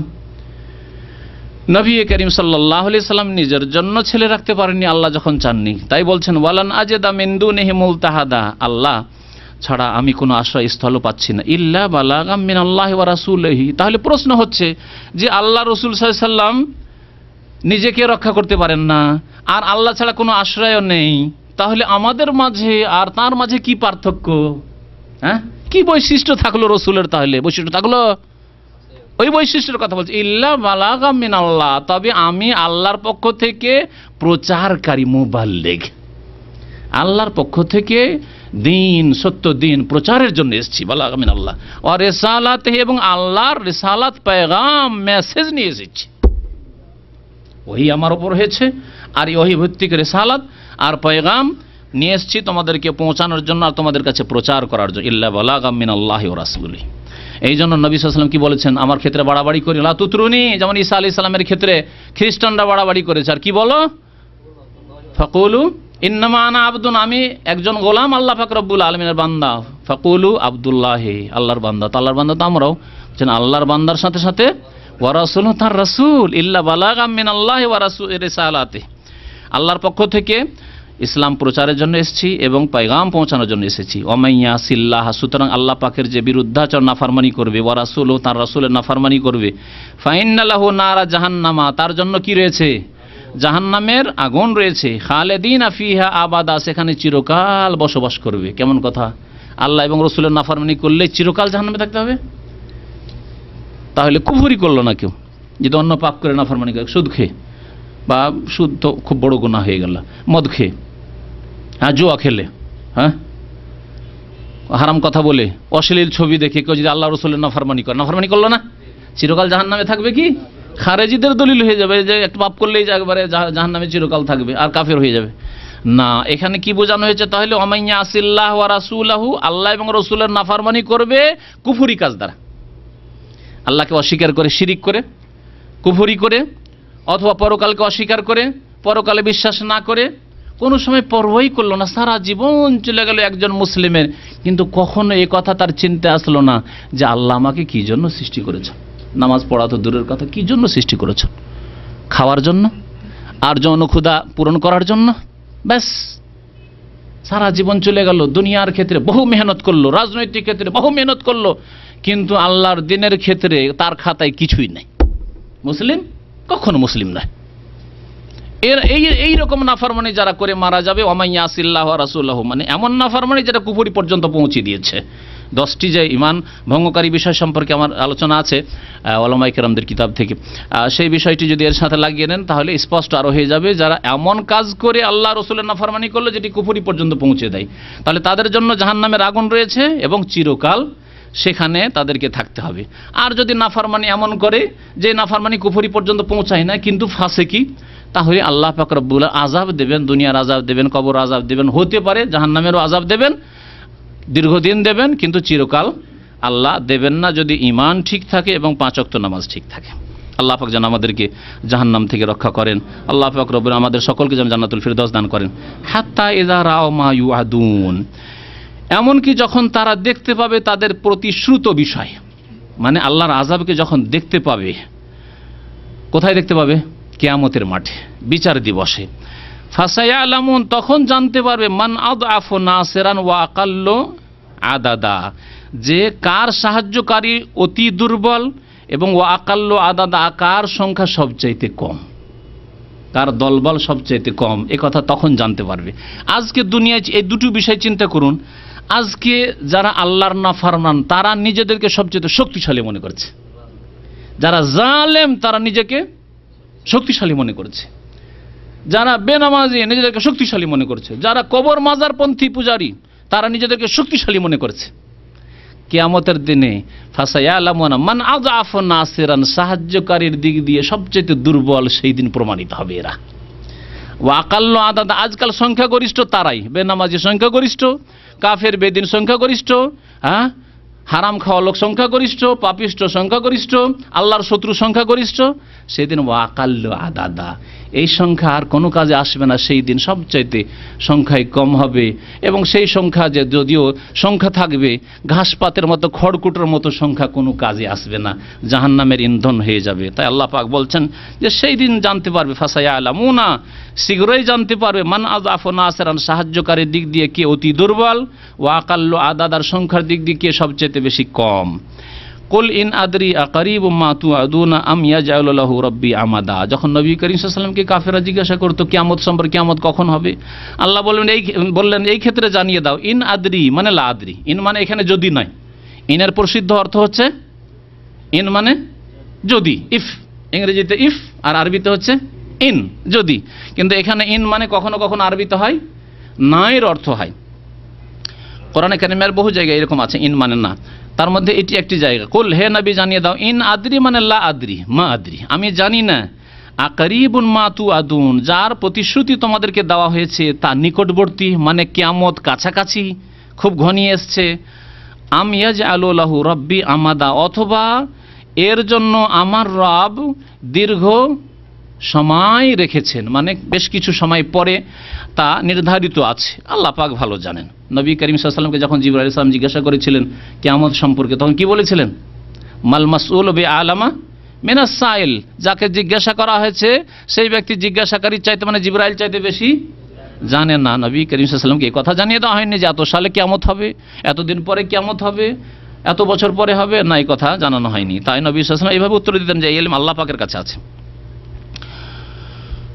আলেমুল গাইব, গায়েব অদৃশ্য সম্পর্কে জ্ঞানী কে? একমাত্র আল্লাহ। আগে কিছুক্ষণ আগে ওই আয়াত বললাম যেখানে বলা হয়েছে যে আমি নিজের ক্ষেত্রেও লাভ এবং লোকসানের মালিক নই, সেখানে বলা হয়েছে ওয়ালাউ কুনতু আলামুল গাইব, আমি যদি গায়েব জানতাম তাহলে কোনো ক্ষতি আমার হইতো না, আর অনেক কল্যাণ আমি হাসিল করে নিতে পারতাম। লাভ যেখানে আছে সেখানে করলাম, গায়েব যদি জানি তো হঠাৎ করে জানতে পারছি এই ব্যবসায় আমার লাভ হবে, গায়েব জানা আছে, ব্যবসা খুলে দিতাম। যেখানে ব্যবসায় লস খেয়ে যাবো সেখানে অনেক ব্যবসায়ী লস খেয়েছে, মার খেয়ে গেছে, পুঁজি বসে গেছে, একেবারে লাখ লাখ রিয়াল বসে গেছে, তাহলে গায়েব যদি জানতেন তাহলে কখনো ব্যবসা খুলতেন না, তাই না? নবী করিম সাল্লাল্লাহু আলাইহি ওয়াসাল্লাম তাই বলেছেন কোরআনে কারীমে, আল্লাহ পাক রব্বুল আলামিন নবীর কথা উল্লেখ করেছেন, নবী তুমি এভাবে জানিয়ে দাও তাদেরকে। এখানে আল্লাহ পাক বলছেন আলেমুল গায়ব, একমাত্র আল্লাহ, আলেমুল গায়বে তিনি একমাত্র আল্লাহ, অদৃশ্য সম্পর্কে জ্ঞানী। ফালা ইউযহিরু আলা গায়বিহি আহাদা, তার গায়বের ওপর কাউকে অবগত ওয়াকিফাল করান না, তার গায়েব আল্লাহ ছাড়া কেউ আর জানে না। ইল্লা মানির তাজা মিন রাসূলিন, তবে রাসূলদের মধ্য থেকে যাকে মনোনীত করেছেন, রাসূলদের মধ্য থেকে যাকে মনোনীত করেছেন, মানির তাজা যাকে মনোনীত করেছেন, মিন রাসূল অর্থাৎ রাসূল, মিন বায়ানের জন্য রাসূল। এই রাসূল আমরা সাধারণ মানুষ বুঝি রাসূল মানে শুধু নবী সাল্লাল্লাহু আলাইহি ওয়াসাল্লাম না, রাসূল মানে আল্লাহ পাকের দূত। আর রাসূল বাশারি হইতে পারে মানে মানুষ রাসূল হইতে পারে, আর রাসূল মালাকি ফেরেশতা রাসূল হইতে পারে। ফেরেশতাদের রাসূল দূত কে ছিলেন? জিবরাইল আলাইহিস সালাম। আর মানুষের রাসূল শেষ রাসূল মুহাম্মদ সাল্লাল্লাহু আলাইহি ওয়াসাল্লাম। এখানে যদি নেন তার আগেও নবী রাসূল এসেছেন। যদি এই দুই রাসূল সম্পর্কে নেন তো গায়েব সম্পর্কে আল্লাহ ছাড়া কেউ জানে না, তবে যেটুকু আল্লাহ জানাতে চেয়েছেন প্রথম কে জেনেছেন? জিবরাইল আলাইহিস সালাম জেনেছেন। জিবরাইল আলাইহিস সালাম জানলেন, আয়াত নাযিল। এই আয়াতগুলি গায়েব নয়, আয়াতগুলি নিয়ে যাও আমার মুহাম্মদ সাল্লাল্লাহু আলাইহি ওয়াসাল্লামের কাছে গিয়ে পৌঁছিয়ে দাও। তাহলে জিবরাইল রাসূল, ফেরেশতা রাসূল প্রথম জানলেন গায়েবের কথা। অনেক গায়েবের কথা কোরআনে কারীম আছে, অনেক গায়েবের কথা তাকে আল্লাহ জানিয়েছেন, যাও দুনিয়ায় এই খবর পৌঁছিয়ে দাও নবী সাল্লাল্লাহু আলাইহি ওয়াসাল্লামের কাছে। রূহ সম্পর্কে হ্যাঁ আসহাবে কাহফ জিজ্ঞাসা করা হলো, ইয়াজুজ মাজুজ জিজ্ঞাসা করা হলো, বিভিন্ন প্রশ্ন জিজ্ঞাসা করা হলো, দ্বীনি মাসলা মাসাইল জিজ্ঞাসা, সবই গায়েব, সব কিছু গায়েব। ফেরেশতা রাসূল আগে জানছেন, ওহী নাজিল হচ্ছে রাসূলুল্লাহ সাল্লাল্লাহু আলাইহি ওয়াসাল্লামের উপর, তখন যতটা গায়েব পরিমাণ জানিয়ে দেওয়া হলো তত পরিমাণই নবী করিম সাল্লাল্লাহু আলাইহি ওয়াসাল্লাম জানতে পারলেন, তত পরিমাণই জিবরাইল আলাইহিস সালাম জানেন, তার বেশি আল্লাহ ছাড়া আর কেউ জানেন না। তাহলে ইলমে গায়েবের আকীদাই যে বেরেলভীদের আকীদা, এবং তাদের সাথে তাদের ভাইয়েরাও কিছু শরীক আছে, কি যে নবী সাল্লাল্লাহু আলাইহি ওয়াসাল্লাম আলেমুল গায়েব সব কিছু জানেন, সব কিছু জানেন নবী। এই আকীদা শিরকি আকীদা, আল্লাহর সমতুল্য করে দেওয়া, ওয়ালাম ইয়াকুল্লাহু কুফুয়ান আহাদ।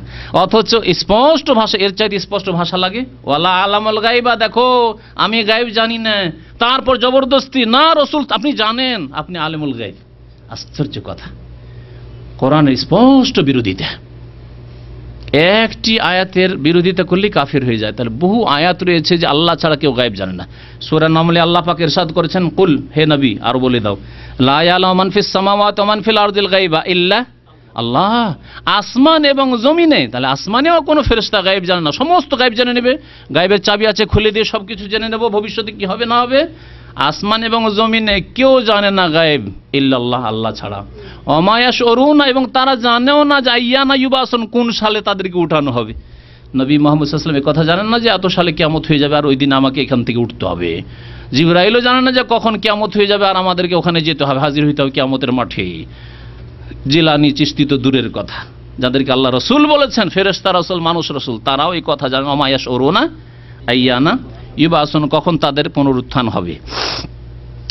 তো বলছেন আল্লাহ পাক রব্বুল আলামিন যে রাসূলদের মধ্য থেকে যাকে মনোনীত করেছেন, ওহী নিয়ে আসার জন্য মনোনীত করেছেন জিবরাইল আলাইহিস সালামকে, এবং ওহী প্রচারের জন্য মনোনীত করেছেন মুহাম্মদ সাল্লাল্লাহু আলাইহি সাল্লামকে। তাদেরকে গায়বের যে অংশ আল্লাহ পাক জানাবার প্রয়োজন মনে করেছেন তা জানিয়েছেন। ফাইন্নাহু ইয়াসলুকু মিন বাইনি ইয়াদাইহি ওয়া মিন খালফিহি রাসাদ, যখন গায়বের কথা জানিয়ে দিয়েছেন, এই গায়বের কথাগুলি যদি হেফাজত না হইতো, অর্থাৎ আল কোরআন নাজিল হচ্ছে, এর যদি সুরক্ষা না, হেফাজত না হইতো, বোঝার চেষ্টা করব বিষয়টি, তাহলে হয়তো কি, যখন কোরআন নাজিল হচ্ছে সেই সময় যদি হেফাজতের সাথে যদি পাহারা দিয়ে যদি নাজিল না করা হইতো, তাহলে সাইড থেকে শয়তান জিন শুনে নিত, আর শুনে নেওয়ার পরে দ্রুত এসে ওহী নাজিল করার আগে এসে গণককে বলে দিত।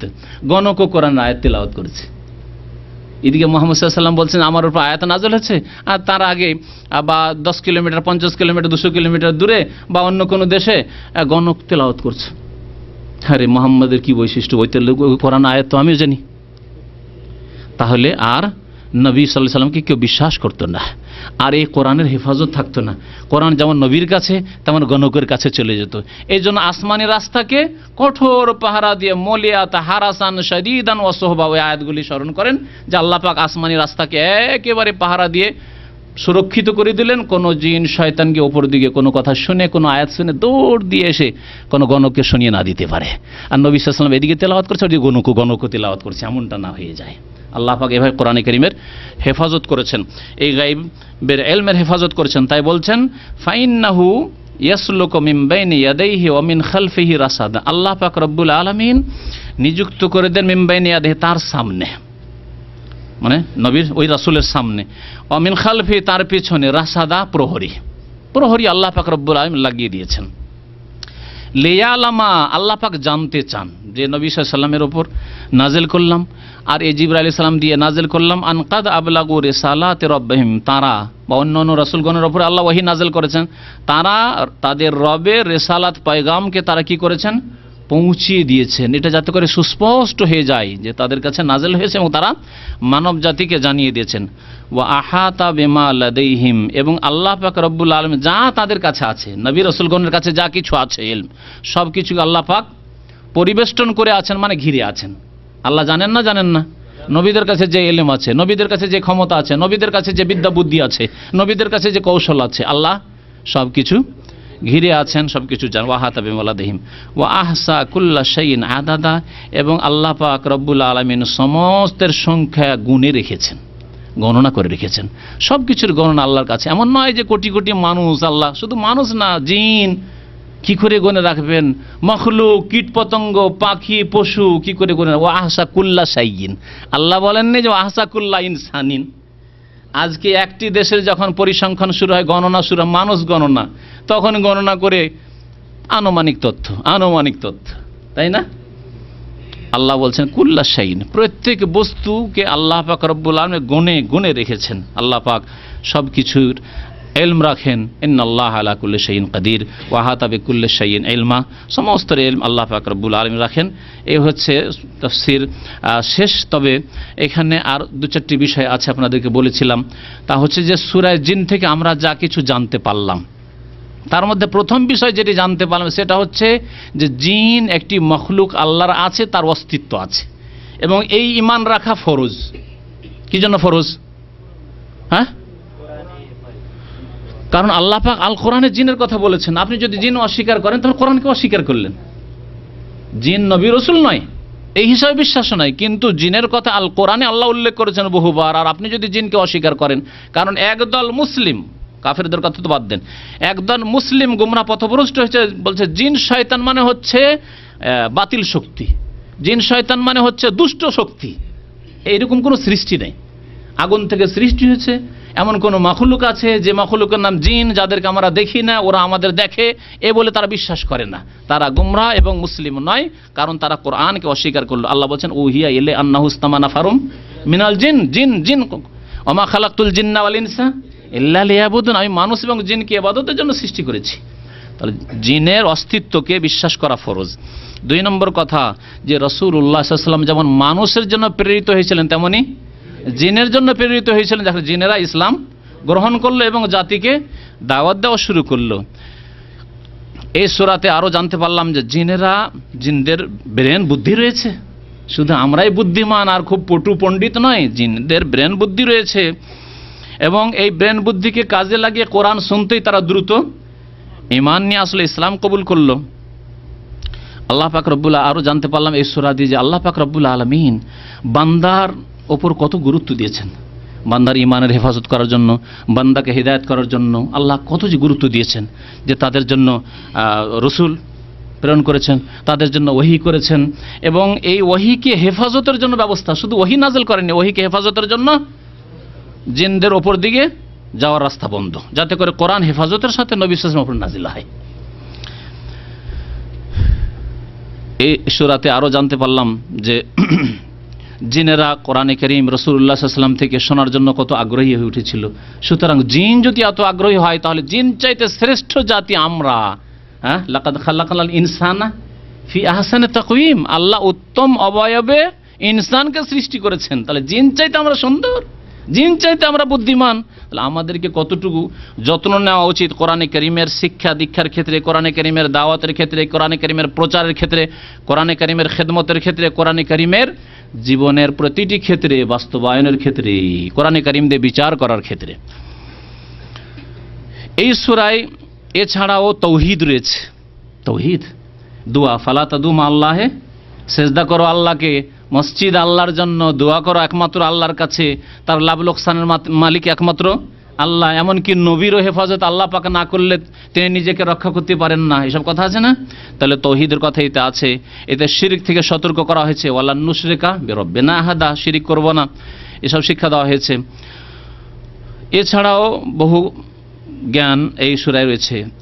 এই সূরার শেষখানে যেটি আছে সেটি হচ্ছে ইলমে গায়ব। ইলমে গায়ব যা বললাম, ইলমে গায়ব একমাত্র কার কাছে আছে?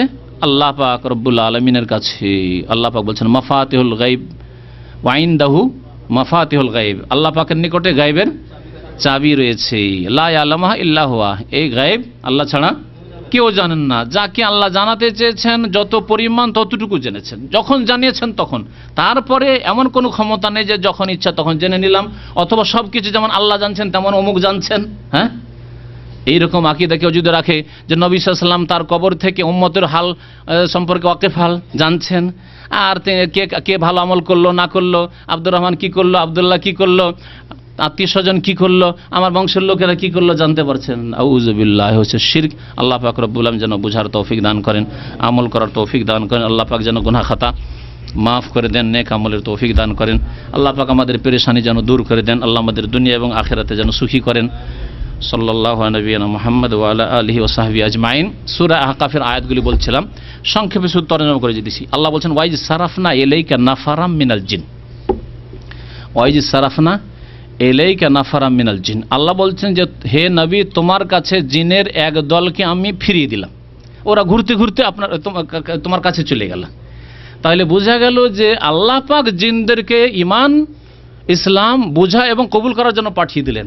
নবী সাল্লাল্লাহু আলাইহি ওয়াসাল্লামকে এই ক্ষমতা দেওয়া হয়নি যে তুমি জিনদের ঘরে ঘরে যাও, আর কারণ জিনদের দেখা যায় না।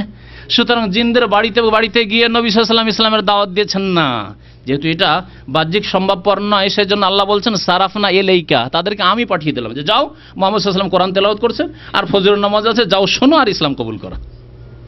ওয়াইজ সারাফনা ইলাইকা নাফারাম মিনাল জিন ইয়াসতামিউনাল কোরআন, তারা কোরআন শুনতে লাগলো।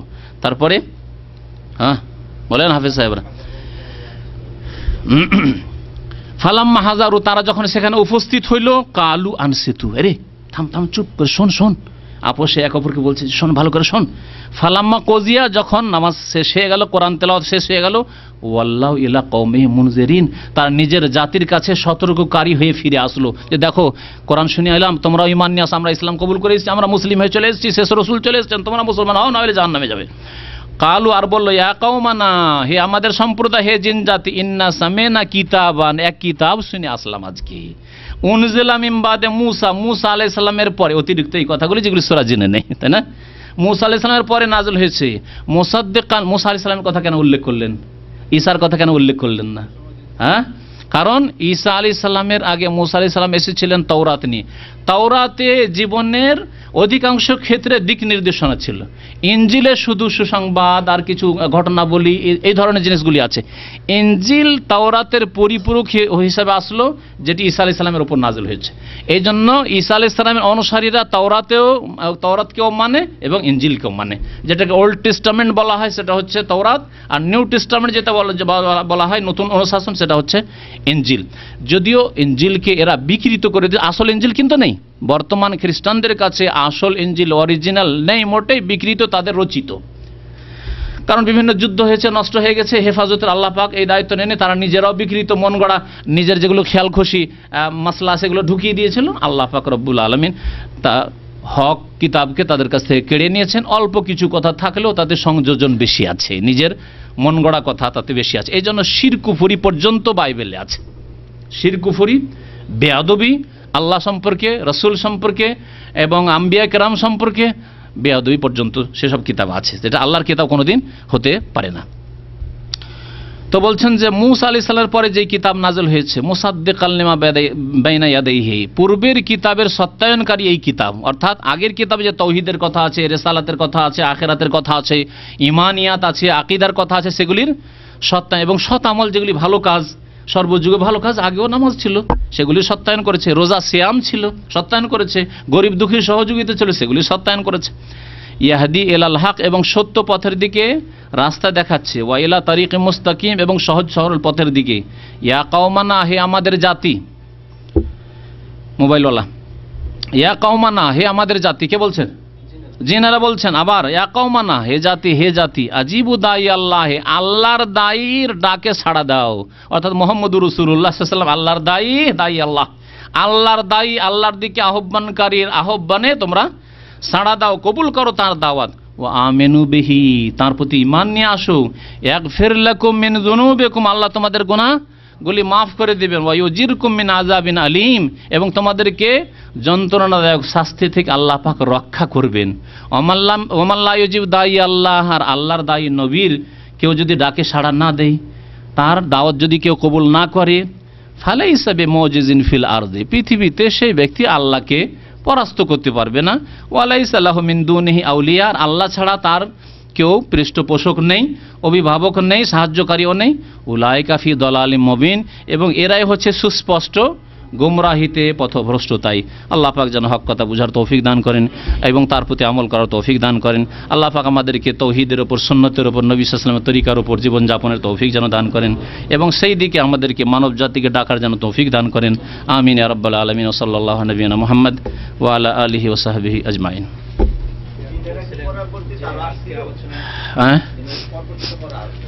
জিনদের সাথে পরে বৈঠক হয়েছে, এরকম আরো হাদিস আছে। জি হ্যাঁ, দায়ীদের জন্য সুসংবাদ আছে। বলছিলাম যে এই সূরা জিন থেকে আমরা সুসংবাদ জানলাম, তাই না? সূরা জিন থেকে সান্ত্বনা জানলাম, দায়ীদের জন্য সান্ত্বনা আছে। কি কি নবী সাল্লাল্লাহু আলাইহি ওয়াসাল্লামকে যেমন আল্লাহ সান্ত্বনা দিয়েছেন, সুসংবাদ দিয়েছেন যে হে নবী, তোমার বংশ কুরাইশরা যদি ইসলাম কবুল নাও করে, জিনেরা ইসলাম কবুল করছে। তুমি একা নও, তোমার সাথে অনেকে আছে। ওই রকমই আমার জন্য, আপনার জন্য সুসংবাদ আছে যে হে দায়ী, হে তাওহীদের অনুসারী, আপনার বংশের লোকেরা যদি নাও শোনে, আপনার গ্রামের লোকেরা নাও শোনে, আপনার আত্মীয়স্বজন যদি নাও শোনে, তাহলে আপনার অন্যরা ইসলামের দাওয়াত কবুল করবে। নবী করিম সাল্লাল্লাহু আলাইহি ওয়াসাল্লামকে আল্লাহ জিনদের ইসলাম কবুল করার মাধ্যমে এই সান্ত্বনা দিলেন যে জিনেরা তো তোমার কথা শুনছে, তোমার বংশের লোক না শুনলে। আর মানব জাতির মধ্যে আনসার, মদিনার লোকেরা ইসলাম কবুল করার দিকে লাফিয়ে আসলো, এই দিয়ে সুসংবাদ দিয়ে দিলেন নবীকে, হে নবী, তোমার কোরাইশ বংশরা যদি ইসলাম নাও কবুল করে তো তোমার জন্য আনসারীরা তো মদিনার মওজুদ আছে সহযোগিতা করার জন্য, সাহায্য করার জন্য, কোরবানি দেওয়ার জন্য, উৎসর্গ করে দেওয়ার জন্য জীবনকে। সুতরাং চিন্তা করিও না, কেউ না কেউ কবুল করবে। পানি যখন গড়ে আসে উঁচা জায়গায় পানি তো থামে না, কিন্তু নিচু জায়গা কোনো জায়গায় তো অবশ্যই নিচু আছে যেখানে অবশ্যই পানি গিয়ে থামবে। সুতরাং দায়ী হচ্ছে পানির মতো, পানি গড়াইতে হবে, পানি গড়াতে হবে, যেখানে পানি থামার সেখানে থামবে, আর যেই জমি উপকৃত হওয়ার সেই পানি থেকে উপকৃত হবে। আল্লাহ পাক যেন বুঝার এবং আমল করার তৌফিক দান করেন। পয়লা বৈশাখ সম্পর্কে তোমার যে পুরস্কার নেওয়ার কথা ছিল কোথায় ভুলে গেছে পুরস্কার? আল্লাহু আকবার। কি প্রশ্ন? পয়লা বৈশাখ আমাদের ভাই জিজ্ঞাসা করেছেন পয়লা বৈশাখ সম্পর্কে। শুনে রাখেন, দিনের মূলনীতি যখন বুঝে যাবেন তখন শাখা প্রশাখা এমনিতে বুঝে যাবেন। দিন কমপ্লিট, সম্পূর্ণ না অসম্পূর্ণ? আল্লাহ কি বলছেন? আলিয়াউমা আকমালতু লাকুম দিন, আজকে তোমাদের দিনকে তোমাদের জন্য পরিপূর্ণ করে দিচ্ছি। আমাদের উৎসব ঈদ বছরে কদিন রয়েছে? 2, ঈদুল ফিতর, ঈদুল আজহা। এই ছাড়া যেমন ঈদে মিলাদুন্নবী নেই, ম্যারেজ দিবসের খুশি নেই, বার্থডে, ছেলে মেয়েদের বার্থডে, জন্মদিবস আর বাবা মায়ের বার্থডে আর মৃত্যু দিবসের শোক, এসব যেমন ইসলামে নেই, তেমনি ইংরেজি মাসের নিউ ইয়ারও নেই ইসলামে। আর বাঙালি বৈশাখ মাসের আপনার কি বলছে নববর্ষ, কালবৈশাখী বলতে হয় নববর্ষকে। কি বলছে এটাকে? কালবৈশাখী। কালবৈশাখী বুঝেন তো না? এটি ধর্মীয় কালবৈশাখী। এক তো বৈশাখ মাসে আল্লাহ পাকের আযাব, তো ওকে কালবৈশাখী বলা হয়, ঘূর্ণিঝড়। আর এই ধর্মীয় কালবৈশাখী হচ্ছে এই বৈশাখী মেলা। বৈশাখী মেলা হচ্ছে ধর্মীয় কালবৈশাখী। আল্লাহ পাক রব্বুল আলামিন যেন বুঝার তৌফিক দান করেন। এগুলি বিদআত। এই বিদআত হচ্ছে কুল্লু বিদআতিন দালালা, গুমরাহি, আর গুমরাহির পরিণাম হচ্ছে জাহান্নাম। আজকে মুসলিমদেরকে দিনের কথা শোনার জন্য ডাকেন, আসবে না। দিনের ক্ষেত্রে 10 টাকা খরচ করার জন্য বলেন, আসবে না। কিন্তু বৈশাখী মেলা যদি হয়, আর তাও জানি না পূর্বপুরুষদের গুমরাহি, ওই গরম ভাতকে পান্তা করে খেতে হবে, আবার পান্তাকে আবার কি করে খেতে হবে? ইলিশ মাছটা তো ভালো জিনিসই ছিল, কিন্তু আবার মাটির বাসনে খেতে হবে। আহা, এই বুদ্ধির ওপর আফসোস করা উচিত। এই বুদ্ধির, এই জন্যই গজবাস। আর এ শুরু হয়ে গেছে। গত রাতের আগের রাতে পাথর বর্ষণ হয়েছে, আমাদের ভাই খবর দিলেন। আর তার আগের রাতে খবর শুনলাম আর কয়েক ভাই খবর দিলেন, এমন ঘূর্ণিঝড় হয়েছে, এমন ঘূর্ণিঝড় আমার এলাকা থেকে শুরু করে দিনাজপুরের কয়েকটা ডিস্ট্রিক্ট, বাংলাদেশ দিনাজপুর আর পশ্চিমবঙ্গের দিনাজপুর, কয়েকটা ডিস্ট্রিক্ট মিলে এত ঘূর্ণিঝড় হয়েছে। আমার আম্মাকে আমি জিজ্ঞাসা করছি কি অবস্থা, কারণ বাড়ির কথা চিন্তা করছি।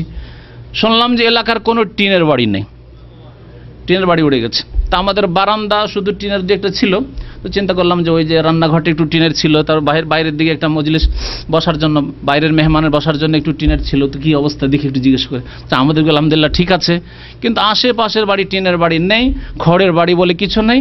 আর গাছপালা, আম গাছ, কাঁঠাল গাছ, লিচুর গাছ একটিও নেই, সব সাফ হয়ে গেছে। সুবহানাল্লাহ। হ্যাঁ, এই বৈশাখ মাসে আল্লাহ পাক চ্যালেঞ্জ করছেন যে কাল বৈশাখীর গায়র ইসলামী, অন ইসলামিক সভ্যতা, কাফেরদের অন্ধ অনুকরণ করবে, তোমাদেরকে আমি একটু শিখাতে চাইলাম। আর এরকম বহু বছর শিখাচ্ছেন, কিন্তু আমরা শিখছি না। ওয়ালা নুযিকান্নাহুম মিনাল আযাবিল আদনা দুনাল আযাবিল আকবারে লাআল্লাহুম ইয়ারজিউন। আল্লাহ বলেন আল্লাহুম ইয়ারজিউন, হতে পারে ফিরতে পারে, হতে পারে ফিরতে চাইছে না। এই জাতি ফিরতে চাইছেন। আল্লাহ পাক যেন হিদায়াত দান করেন।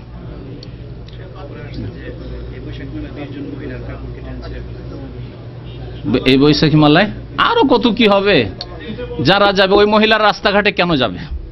যেই মহিলারা গিয়েছে আর সেখানে ধর্ষিতা অথবা আর কিছু কাপড় ছেড়ে ফেলা হয়েছে, আমাদের বাদ ভাই বলছেন, কেন যাবে ওইসব মহিলারা? জি বললাম যে কিয়ামত পর্যন্ত কত যে কাফেরদের বিজাতির অন্ধ অনুকরণ হবে এবং ইসলাম থেকে এসব করে বেরিয়ে যাবে, তো আল্লাহ পাক জানে। তাদেরই এক শ্রেণীর লোকেরা। সময় শেষ হয়ে গেছে, সুতরাং খাবার দেন। আর এখান থেকে শেষ করছি। সাল্লাল্লাহু আলাইহি ওয়া সাল্লাম মুহাম্মদ ওয়া আলা আলিহি ওয়া সাহবিহি।